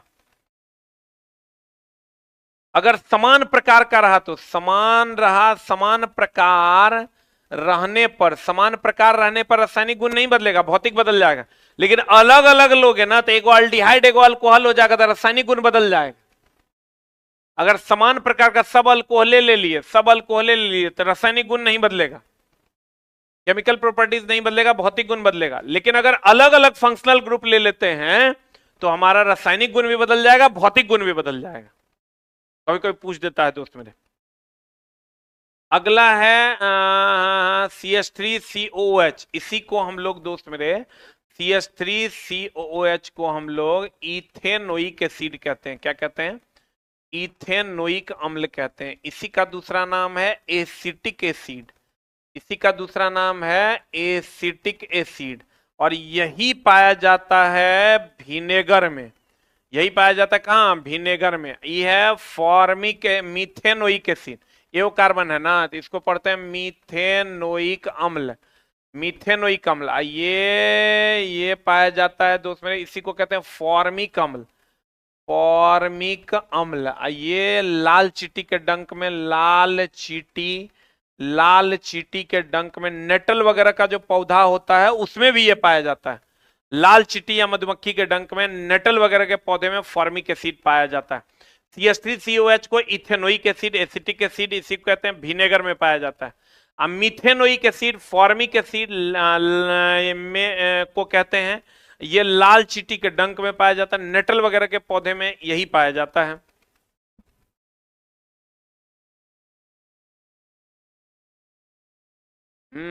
हो गया। अब चलो चलते हैं अगले में। अगला कहता है CH3COH, एक होगा C2H5OH। ध्यान से देखना, ये इथाइल ने मिथाइल अल्कोहल है, मिथाइल अल्कोहल है, ये मिथाइल अल्कोहल है। और ये इथाइल अल्कोहल है, ये इथाइल अल्कोहल है, ये इथाइल अल्कोहल है, और ये मिथाइल अल्कोहल है। अब ध्यान से देख लो, ये जहरीला होता है, ये जहरीला होता है, ये पीने वाला होता है, ये पीने वाला होता है। इसका दूसरा नाम अगर कहोगे, इसका दूसरा नाम जो है वो है उड अल्कोहल, उड अल्कोहल, उड अल्कोहल, उड अल्कोहल, या इसी को हम लोग डिनेचर्ड अल्कोहल भी कहते हैं। डिनेचर्ड अल्कोहल, डिनेचर्ड अल्कोहल भी कहते हैं, डिनेचर्ड अल्कोहल भी कहते हैं। और ये जो इथाइल अल्कोहल है, ये किण्वन प्रक्रिया द्वारा बनता है। ये हमेशा ध्यान रखना, ये किण्वन द्वारा बनता है। इथाइल अल्कोहल जो हम लोग पीते हैं, ये किण्वन द्वारा बनता है। और इससे तो दोस्त मेरे अंधा, बहिरा या पागल भी हो सकता है आदमी। अंधा हो सकता है, पागल हो सकता है, बहिरा हो सकता है, मर भी सकता है। कहेगा इथाइल अल्कोहल कौन विधि द्वारा बनाते हैं? ईस्ट की उपस्थिति में, किण्वन द्वारा बनाते हैं। आज ये जो किण्वन की प्रक्रिया होती है कुछ नहीं है, ग्लूकोज जो है वो ईस्ट की उपस्थिति में बना देता है इथाइल अल्कोहल C2H5OH बना देता है, प्लस CO2 निकलता है। और यही पूरा प्रक्रिया किण्वन है। यही पूरा प्रक्रिया क्या है? किण्वन है।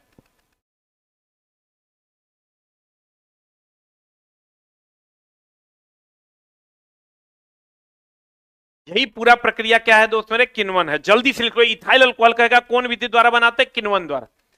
सीधी बात, नो बकवास, सिर्फ पढ़ाई में आपका स्वागत करते हैं, वही करना पड़ेगा, दूसरा कोई उपाय नहीं। अब चलते हैं दोस्त मेरे अगला पर। इथर, इथर बेहोशी की दवा है। इथर की अगर हम बात करें, इथर और क्लोरोफॉर्म ये बेहोशी की दवा है।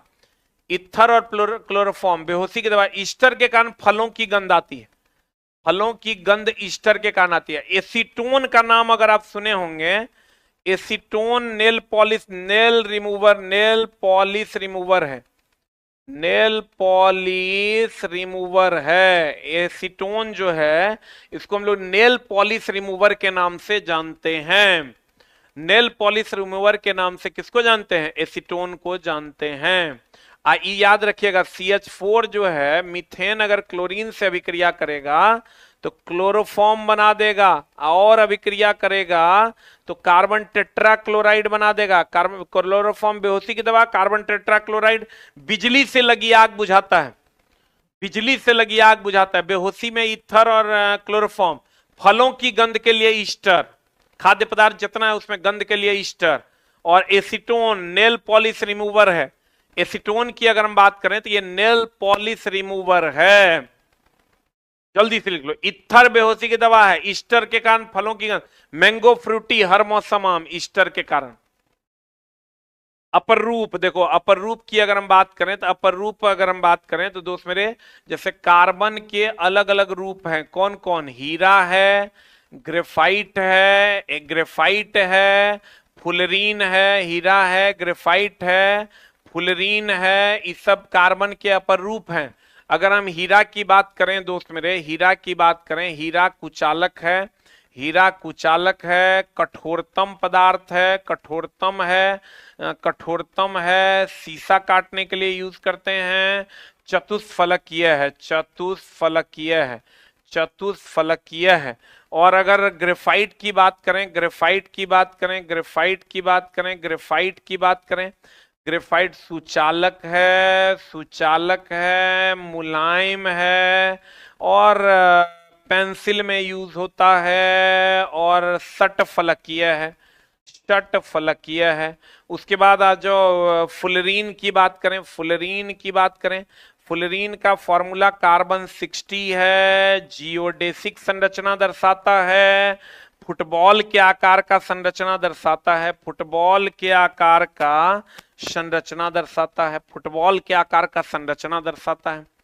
जल्दी से लिख लो।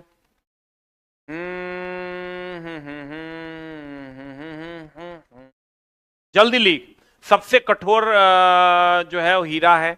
अगर कार्बन की बात करें दोस्त मेरे, कार्बन में ही हमेशा ध्यान रखना 4 संयोजकता होता है, 4 संयोजकता होता है, सह संयोजक बंधन बनाता है, सह संयोजक बंधन बनाता है, श्रृंखला बनाने का गुण रहता है, श्रृंखला बनाने का गुण है इसमें।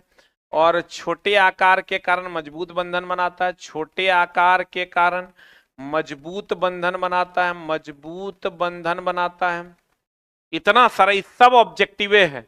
हीरा कुचालक है, ग्रेफाइट सुचालक है, ये कठोरतम, ये मुलायम, ये शीशा काटता है, पेंसिल में पाया जाता है, ये चतुष्फलकीय, षटफलकीय। फुलरीन कार्बन 60, जियोडेसिक संरचना, फुटबॉल के आकार। ये दोस्त मेरे उसी को फायदा करेगा ना जिसका पहले से पढ़ा हुआ है, जिसका पढ़ा हुआ नहीं है उसके लिए सब बाउंसर है। आजा आजा आजा, जल्दी से लिख लो, क्योंकि 2 क्लास में केमिस्ट्री उसी का होगा ना, या फिजिक्स जिसका पढ़ा हुआ है। जल, जल की अगर हम बात करें दोस्त मेरे, ध्यान से देखना।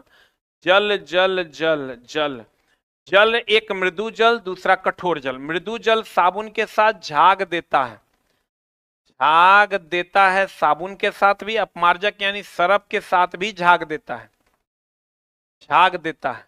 अब बच गया कठोर जल। इसके 2 प्रकार हैं, कठोर जल के 2 प्रकार हैं, एक अस्थाई कठोरता है और दूसरा अस्थाई कठोरता है।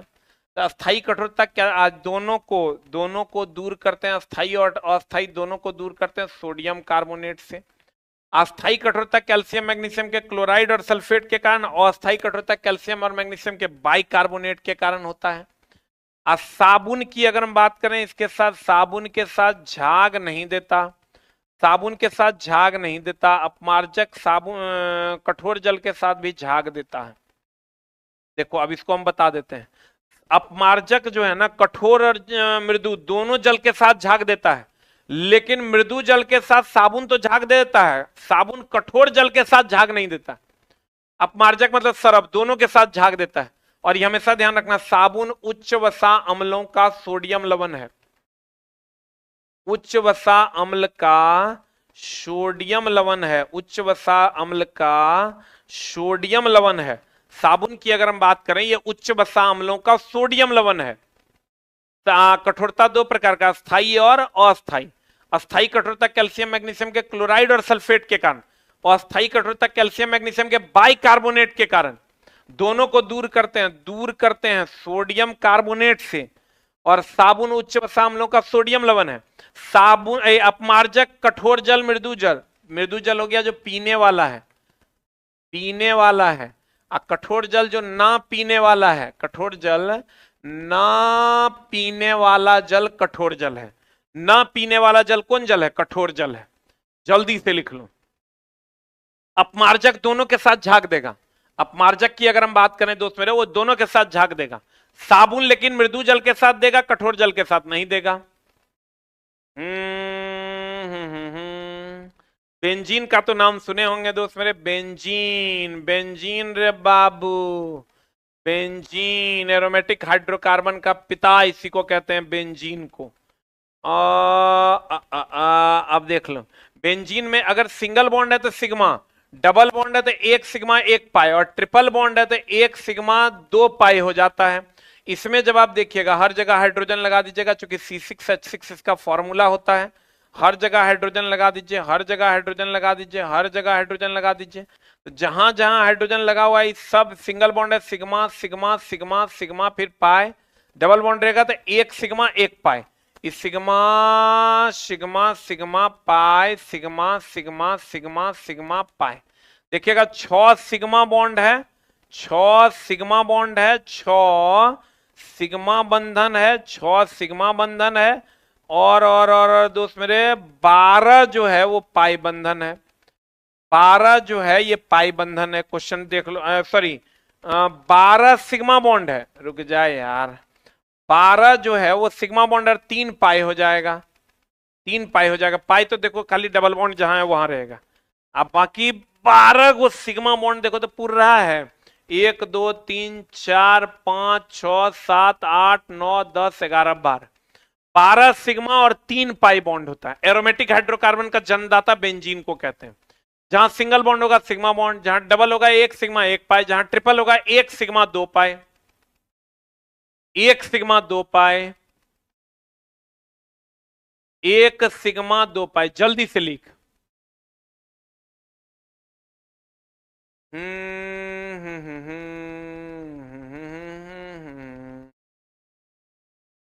हो गया। अब चलो दोस्त मेरे नेक्स्ट की ओर, अगले की ओर चलते हैं। अगला अगला अगला परमाणु संरचना। देखो कौन क्या ऑर्डर था परमाणु संरचना की। अगर हम बात करें दोस्त मेरे, तो इसका ऑर्डर था कि सबसे पहले इसको दिया था जे थॉमसन ने, फिर दिया डाल्टन ने, फिर रदरफोर्ड ने, फिर नील बोर ने। अच्छा दोस्त मेरे, इसमें जो है ना, ये जो चैप्टर है अभी हम लोग यहां तक पहुंच गए हैं, इसमें जे थॉमसन, डाल्टन, रदरफोर्ड ना,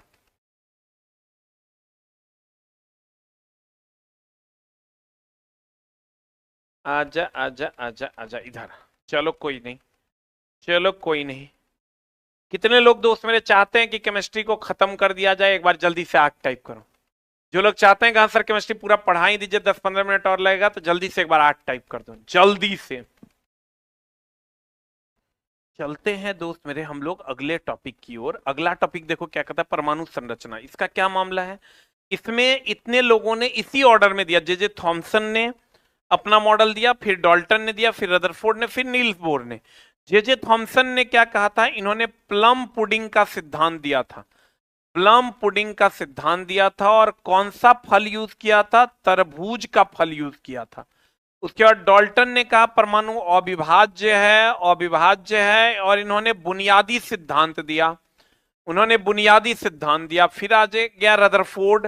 रदरफोर्ड ने अल्फा कण से सोने के पत्थर पर प्रकीर्णन प्रभाव के द्वारा, प्रकीर्णन प्रभाव के द्वारा नाभिक का खोज किया, नाभिक का खोज किया। किसने? रदरफोर्ड ने।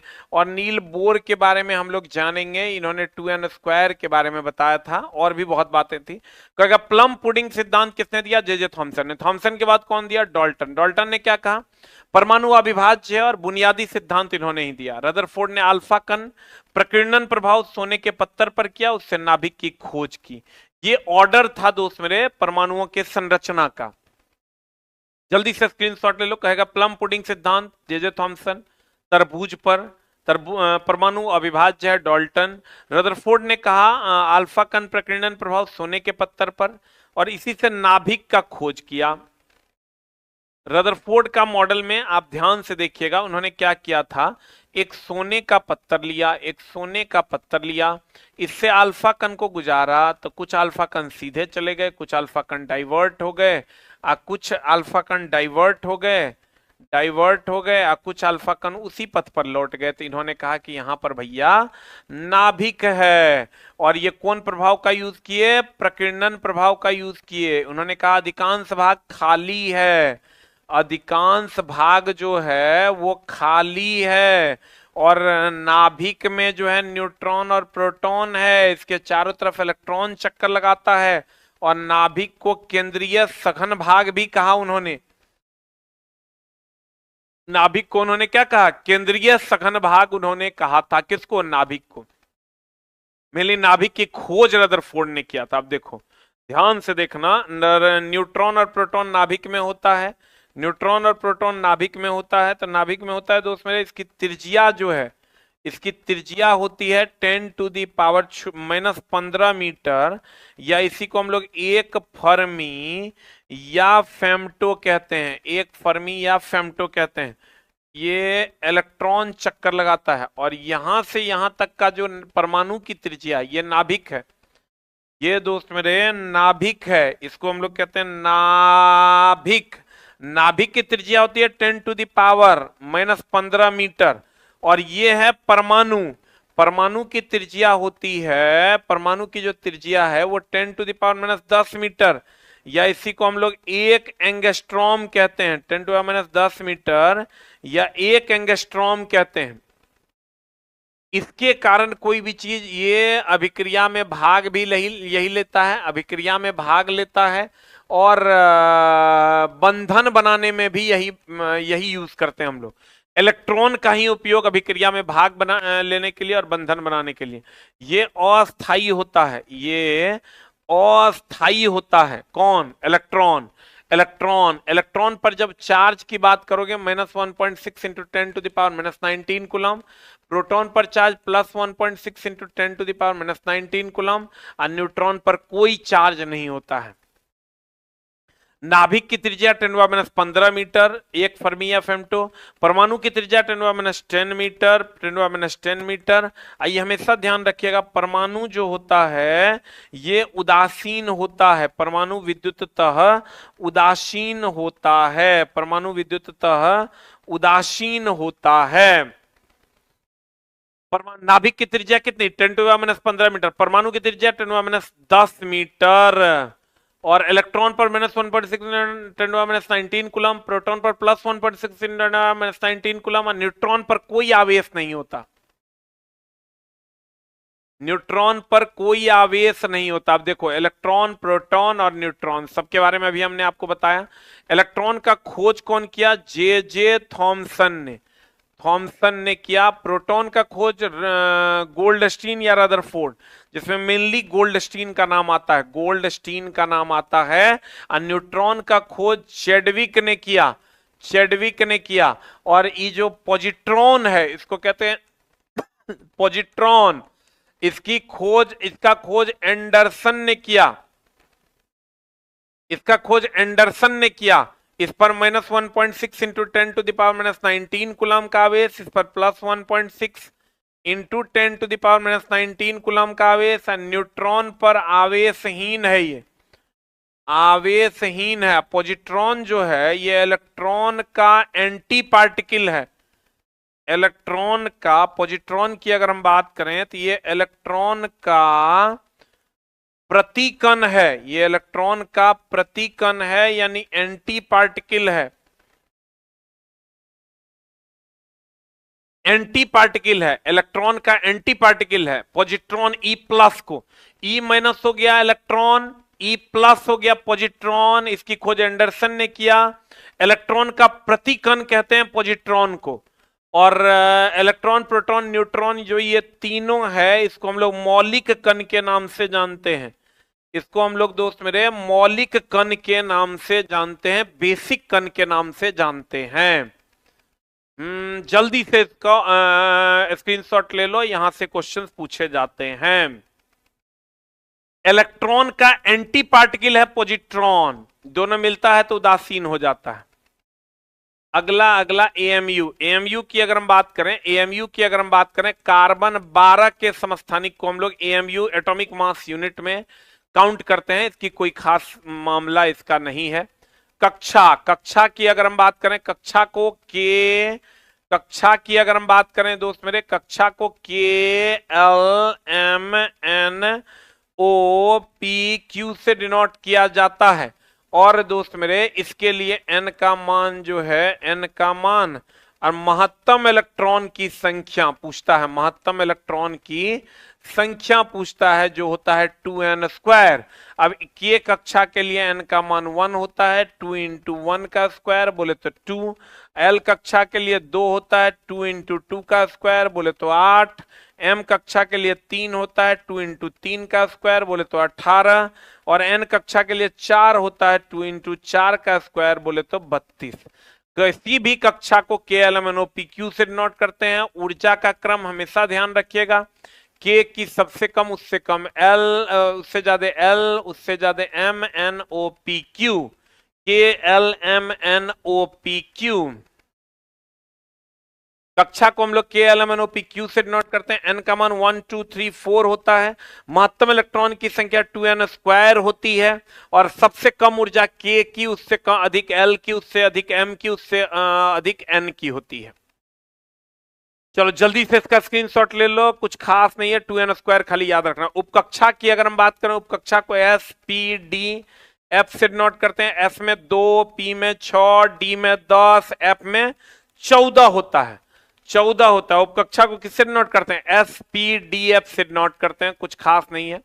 परमाणु संख्या, परमाणु भार, इलेक्ट्रॉन प्रोटॉन न्यूट्रॉन। देखो अगर सोडियम है, ध्यान से देखना, अगर सोडियम है ना, सोडियम 1123 है, सोडियम 11, मान लो सोडियम है 1123 है, तो जो यहाँ है वही परमाणु संख्या है, और जो यहाँ है वही प्रोटॉन है, वही इलेक्ट्रॉन है, जो यहाँ है वो परमाणु भार है।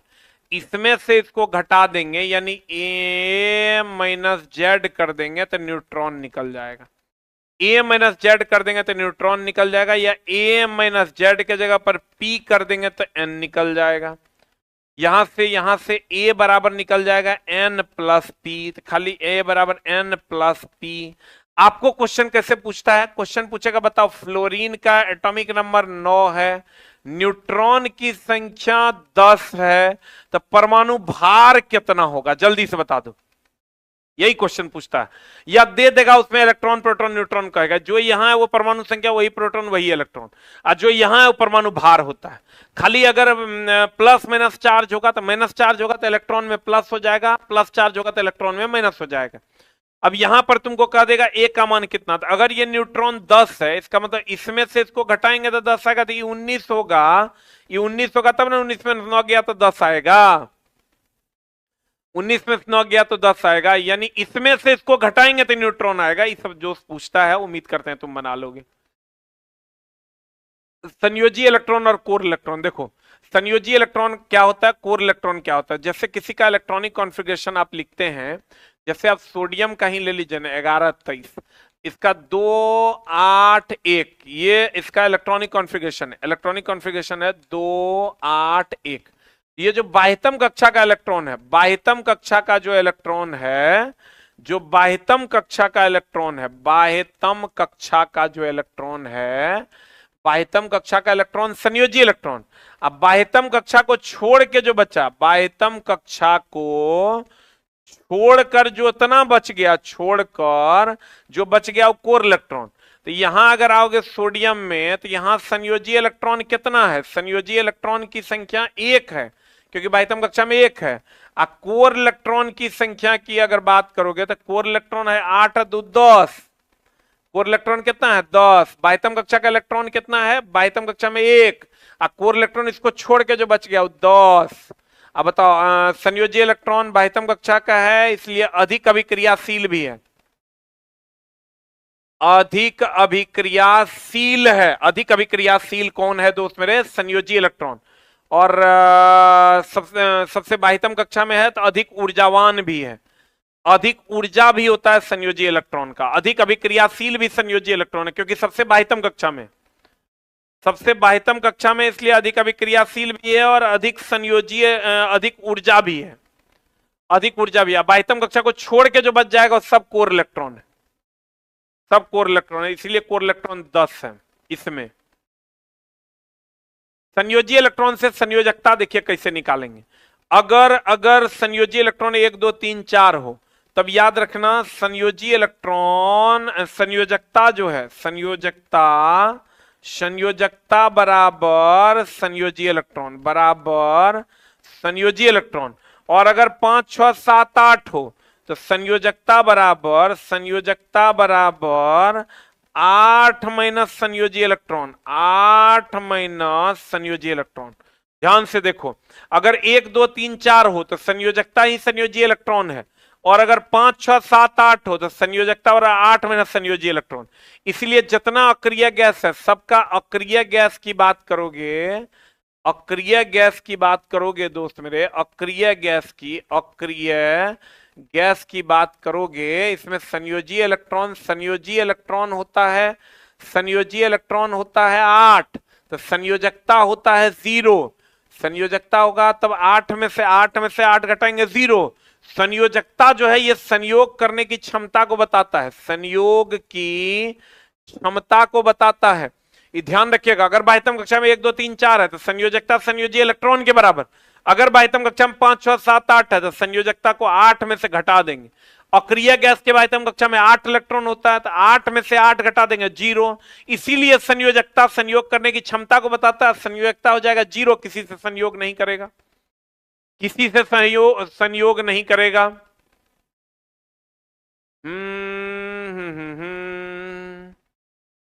अगला अगला अगला जल्दी से इसको नोट कर लो, अब फिर हम लोग आगे बढ़ेंगे। स्क्रीनशॉट ले लो दोस्त मेरे। अगला अगला समस्थानिक और संभारिक। देखो कार्बन 6 12 है, कार्बन 6 14 है, यह समस्थानिक जिसके परमाणु संख्या समान, परमाणु संख्या समान, अब भार अलग अलग, भार अलग। इसमें ले लो तुम आर्गन 18 40 और कैल्शियम 20 40। तो देखो दोनों का परमाणु भार समान, इसमें भार समान और परमाणु संख्या जो है, परमाणु संख्या अलग। और ये हमेशा ध्यान रखना कि तत्व के ऊपर रासायनिक गुण निर्भर करता है। तो इसमें तत्व समान है, इसका मतलब इसका रासायनिक गुण समान, रासायनिक गुण समान होगा। द्रव्यमान के ऊपर भौतिक गुण निर्भर करता है, द्रव्यमान अलग अलग है तो इसका भौतिक गुण अलग होगा, भौतिक गुण जो होगा वो अलग होगा। इसमें भी आओगे, इसमें तत्व अलग अलग है तो इसका रासायनिक गुण अलग होगा, रासायनिक गुण तत्व पर निर्भर करता है, रासायनिक गुण अलग। चूंकि द्रव्यमान सेम है इसलिए भौतिक गुण समान हो जाएगा, भौतिक गुण जो है वो समान हो जाएगा। ये हमेशा ध्यान रखना, भौतिक गुण द्रव्यमान पर निर्भर करता है, रासायनिक गुण, और रासायनिक गुण जो है भौतिक गुण द्रव्यमान पर, भौतिक गुण जो है वो द्रव्यमान पर, और रासायनिक जो है वो तत्व पर। अगर यहां तत्व समान है, यहां तत्व देखो दोनों समान है तो रासायनिक गुण समान है, रासायनिक गुण समान है। यहां देखो भार समान है तो भौतिक गुण समान है। समस्थानिक की परमाणु संख्या समान, परमाणु भार अलग अलग, परमाणु संख्या समान, परमाणु भार अलग अलग। और संभारिक में तो परमाणु भार समान, सम इलेक्ट्रॉनिक में इलेक्ट्रॉन समान, सम न्यूट्रॉनिक में न्यूट्रॉन समान, सम न्यूट्रॉनिक में दोस्त मेरे न्यूट्रॉन समान होता है। अगला अगला समस्थानिक का उपयोग देख लो, एकदम तुमको पता होना चाहिए दोस्त मेरे। कार्बन 14 जीवाश्म की उम्र का पता लगाने के लिए हम लोग इसका उपयोग करते हैं यूरेनियम नाभिकीय रिएक्टर में हम लोग इसका उपयोग करते हैं। आयोडीन 131 घेघार रोग के उपचार में, आयरन एनीमिया के उपचार में, कोबाल्ट कैंसर के उपचार में, कार्बन 14 जीवाश्म की उम्र का पता, यूरेनियम 235 नाभिकीय रिएक्टर में, आयोडीन 131 घेघार रोग के उपचार में, आयरन 26 एनीमिया के उपचार में, और कोबाल्ट कैंसर के उपचार में। इतने पूछता है और सब जानता है। आयोडीन बोले तो घेघार, यूरेनियम रिएक्टर, कार्बन 14 जीवाश्म, आयरन का संबंध एनीमिया से ही है, कोबाल्ट का संबंध कैंसर से ही है। कोबाल्ट का संबंध किससे है? कैंसर से है। परमाणुकता, परमाणुकता क्या होता है देखो, अगर आर्गन है तो इसकी परमाणुकता 1, अगर H2 है तो 2 है तो परमाणुकता 2, H2O है इसकी परमाणुकता 2 1 3 C6H12O6 है। तो 6 12 18 6 24। अक्रिय गैस जितना भी है उसकी परमाणुकता 1 है। अक्रिय गैस की परमाणुकता कितनी है? 1 है, क्योंकि वो अकेले होता है। खाली गिन लेना है, जो गिन लोगे वही परमाणुकता है। एक चीज और ध्यान रखना, जैसे Al2O3 है, तो अल्युमिनियम की संयोजकता होती है ऑक्सीजन पे तो 3, ऑक्सीजन की संयोजकता होती है अल्युमिनियम पे यानी 2, ऑक्सीजन की संयोजकता अल्युमिनियम पे 2, अल्युमिनियम की संयोजकता ऑक्सीजन पे होती है 3। कहेगा बताओ Al2O3 में अल्युमिनियम की संयोजकता, कहेंगे 3। कहेगा Al2O3 में ऑक्सीजन की संयोजकता, कहेंगे 2। ऑक्सीजन की संयोजकता कितनी? 2। संयोजकता इंटरचेंज होता है। ठोस द्रव गैस का देखो गुण, ये एकदम याद रखना, इस बार भी पूछा था।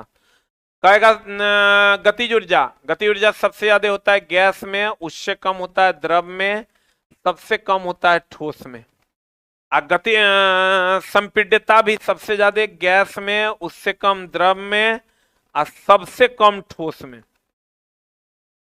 अब ये पूरा का पूरा सब ठोस में सबसे ज्यादा, उससे कम द्रव में और सबसे कम गैस में। देख लो, सबसे ज्यादा घनत्व ठोस में, सबसे ज्यादा आकर्षण बल ठोस में, सबसे ज्यादा प्रत्यास्थता कठोरता ठोस में, सबसे ज्यादा सहसंजक बल ठोस में। गतिज ऊर्जा और संपीड्यता, और एगो विसरण भी आप कह सकते हैं,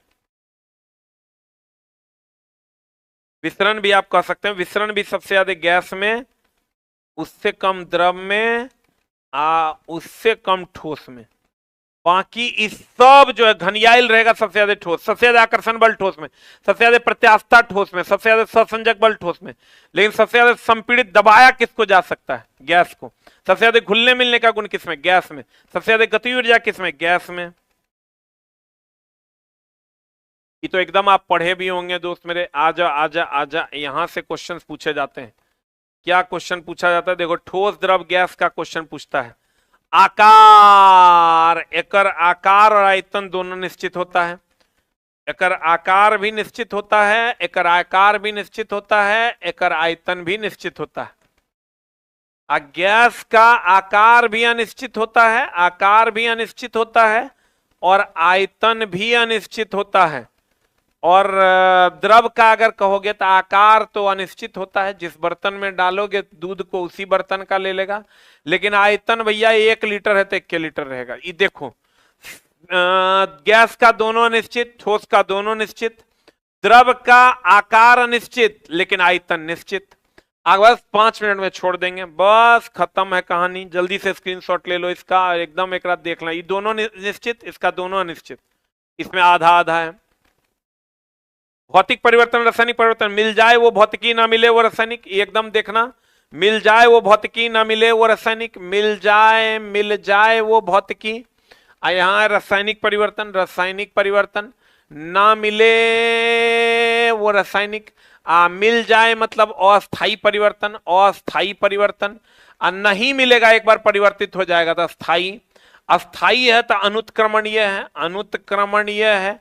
अनुत्क्रमणीय है। जैसे एग्जांपल ले लो, खाने का पचना, ये जो है अस्थाई है, मतलब पानी से बर्फ, बर्फ से पानी, तो ये उत्क्रमणीय है, रिवर्सिबल है। एग्जांपल ले लो, बर्फ का बनना, बर्फ फिर पानी बन जाएगा, यही मामला है। भौतिक पर मिल जाए वो भौतिकी, ना मिले वो रासायनिक, यानी बर्फ पानी बनेगा, पानी फिर बर्फ बन जाएगा, मिल जाएगा। अस्थाई है इसीलिए उत्क्रमणीय भी है। ये नहीं मिलेगा, एक बार खाना पच जाएगा, नहीं मिलेगा, अनुत्क्रमणीय। और अस्थाई परिवर्तन है, एक बार इसको जरूर देख लेना। एंड द लास्ट है लोहे का जंग लगना। लोहे पर जंग लगता है दोस्त मेरे ऑक्सीजन और नमी दोनों की उपस्थिति में। पहले बढ़ता है भार, पहले बढ़ता फिर घटता। चूंकि लोहा में जंग लग जाएगा फिर नहीं मिलेगा, तो ये रासायनिक परिवर्तन है। जंग का फॉर्मूला Fe2O3 है, और चूंकि ऑक्सीजन जुटता है इसलिए ऑक्सीकरण प्रक्रिया है। और रासायनिक परिवर्तन है क्योंकि नहीं मिलेगा जंग के बाद। और ऑक्सीजन और नमी दोनों की उपस्थिति में होगा। पहले भार बढ़ता और फिर घट जाता है, पहले बढ़ेगा फिर घटेगा, रासायनिक परिवर्तन, ऑक्सीकरण है। और जंग लग रहा है तो भैया ऑक्सीजन और नमी दोनों की उपस्थिति में। जंग से बचने के लिए बचना है तो जिंक का लेप लगाते हैं, जिंक का लेप लगाइए। और इसी को गैल्वेनाइजेशन या जस्तीकरण कहिए, जस्तीकरण कहिए। और रबर में सल्फर मिलाना क्या कहलाता है? रबर प्लस सल्फर, इसको वल्कनीकरण कहते हैं, वल्कनीकरण कहते हैं। रबर प्लस सल्फर क्या कहलाता है? वल्कनीकरण। आप बचना है तो जिंक का लेप लगाते हैं भैया, लोहा बच जाता है। क्या भार क्या होता है? पहले बढ़ता है फिर घटता है। H2O, H2O के बारे में जान लो, ये यौगिक है, यौगिक है। और इसका क्वथनांक और गलनांक खाली पूछता है। 100 degree C, 212 degree Fahrenheit, 373 Kelvin जो है इसका क्वथनांक है, ये क्वथनांक है। और इसका गलनांक तो पते होगा, 0 degree C, 32 degree Fahrenheit, 273 Kelvin, ई हिमांक है, हिमांक है। और इसका द्रव्यमान की अगर बात करोगे तो द्रव्यमान H अनुपात O जो है ये 2:16, 1:8 है, 1:8 है। तत्व की संख्या कहेगा, तत्व की संख्या कितने तत्व के प्रकार पूछेगा, ये सब वैसे पूछेगा नहीं, उतना करने का जरूरत नहीं। जल यौगिक है, क्वथना भार का अनुपात याद रखना 2:16, इसी को काट के रखोगे 1:8।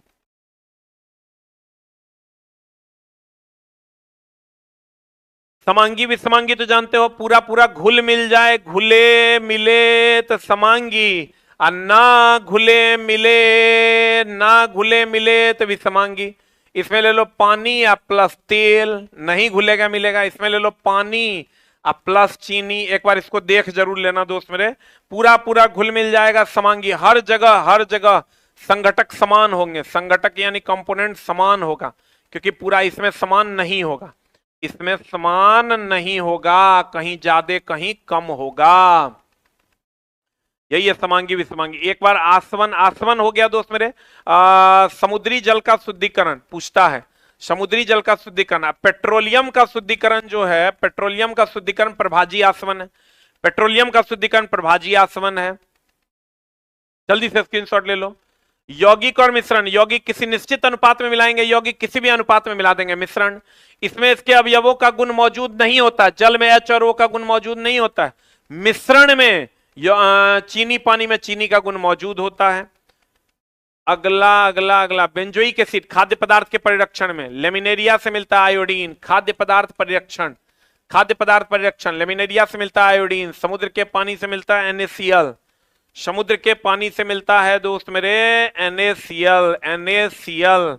अस्पताल में ऑक्सीजन प्लस हीलियम का प्रयोग करते हैं गोताखोर।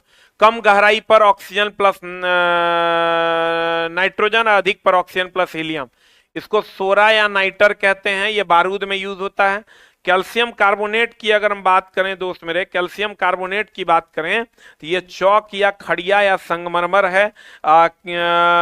अंडे का बाहरी आवरण, अंडे का बाहरी आवरण और कहा मोती का मुख्य अवयव, ये सब कैल्शियम कार्बोनेट का। CO2 H2O से विक्रिया करता है, H2CO3 देता है कार्बोनिक एसिड। समुद्र के पानी से NaCl, लेमिनेरिया से आयोडीन, बेंजोइक एसिड खाद्य पदार्थ के परिरक्षण में, ऑक्जेलिक एसिड जंग के धब्बे हटाने में। Thank you very much, love you all, नमस्कार। ये था आपका केमिस्ट्री की दूसरी और अंतिम कक्षा। कल लेंगे बायोलॉजी की पहली कक्षा और परसों दूसरी और अंतिम कक्षा। Thank you very much, love you all. अगर आपको बढ़िया लगा क्लास तो एक बार जल्दी से हार्ट टाइप कर दीजिए। Thank you very much.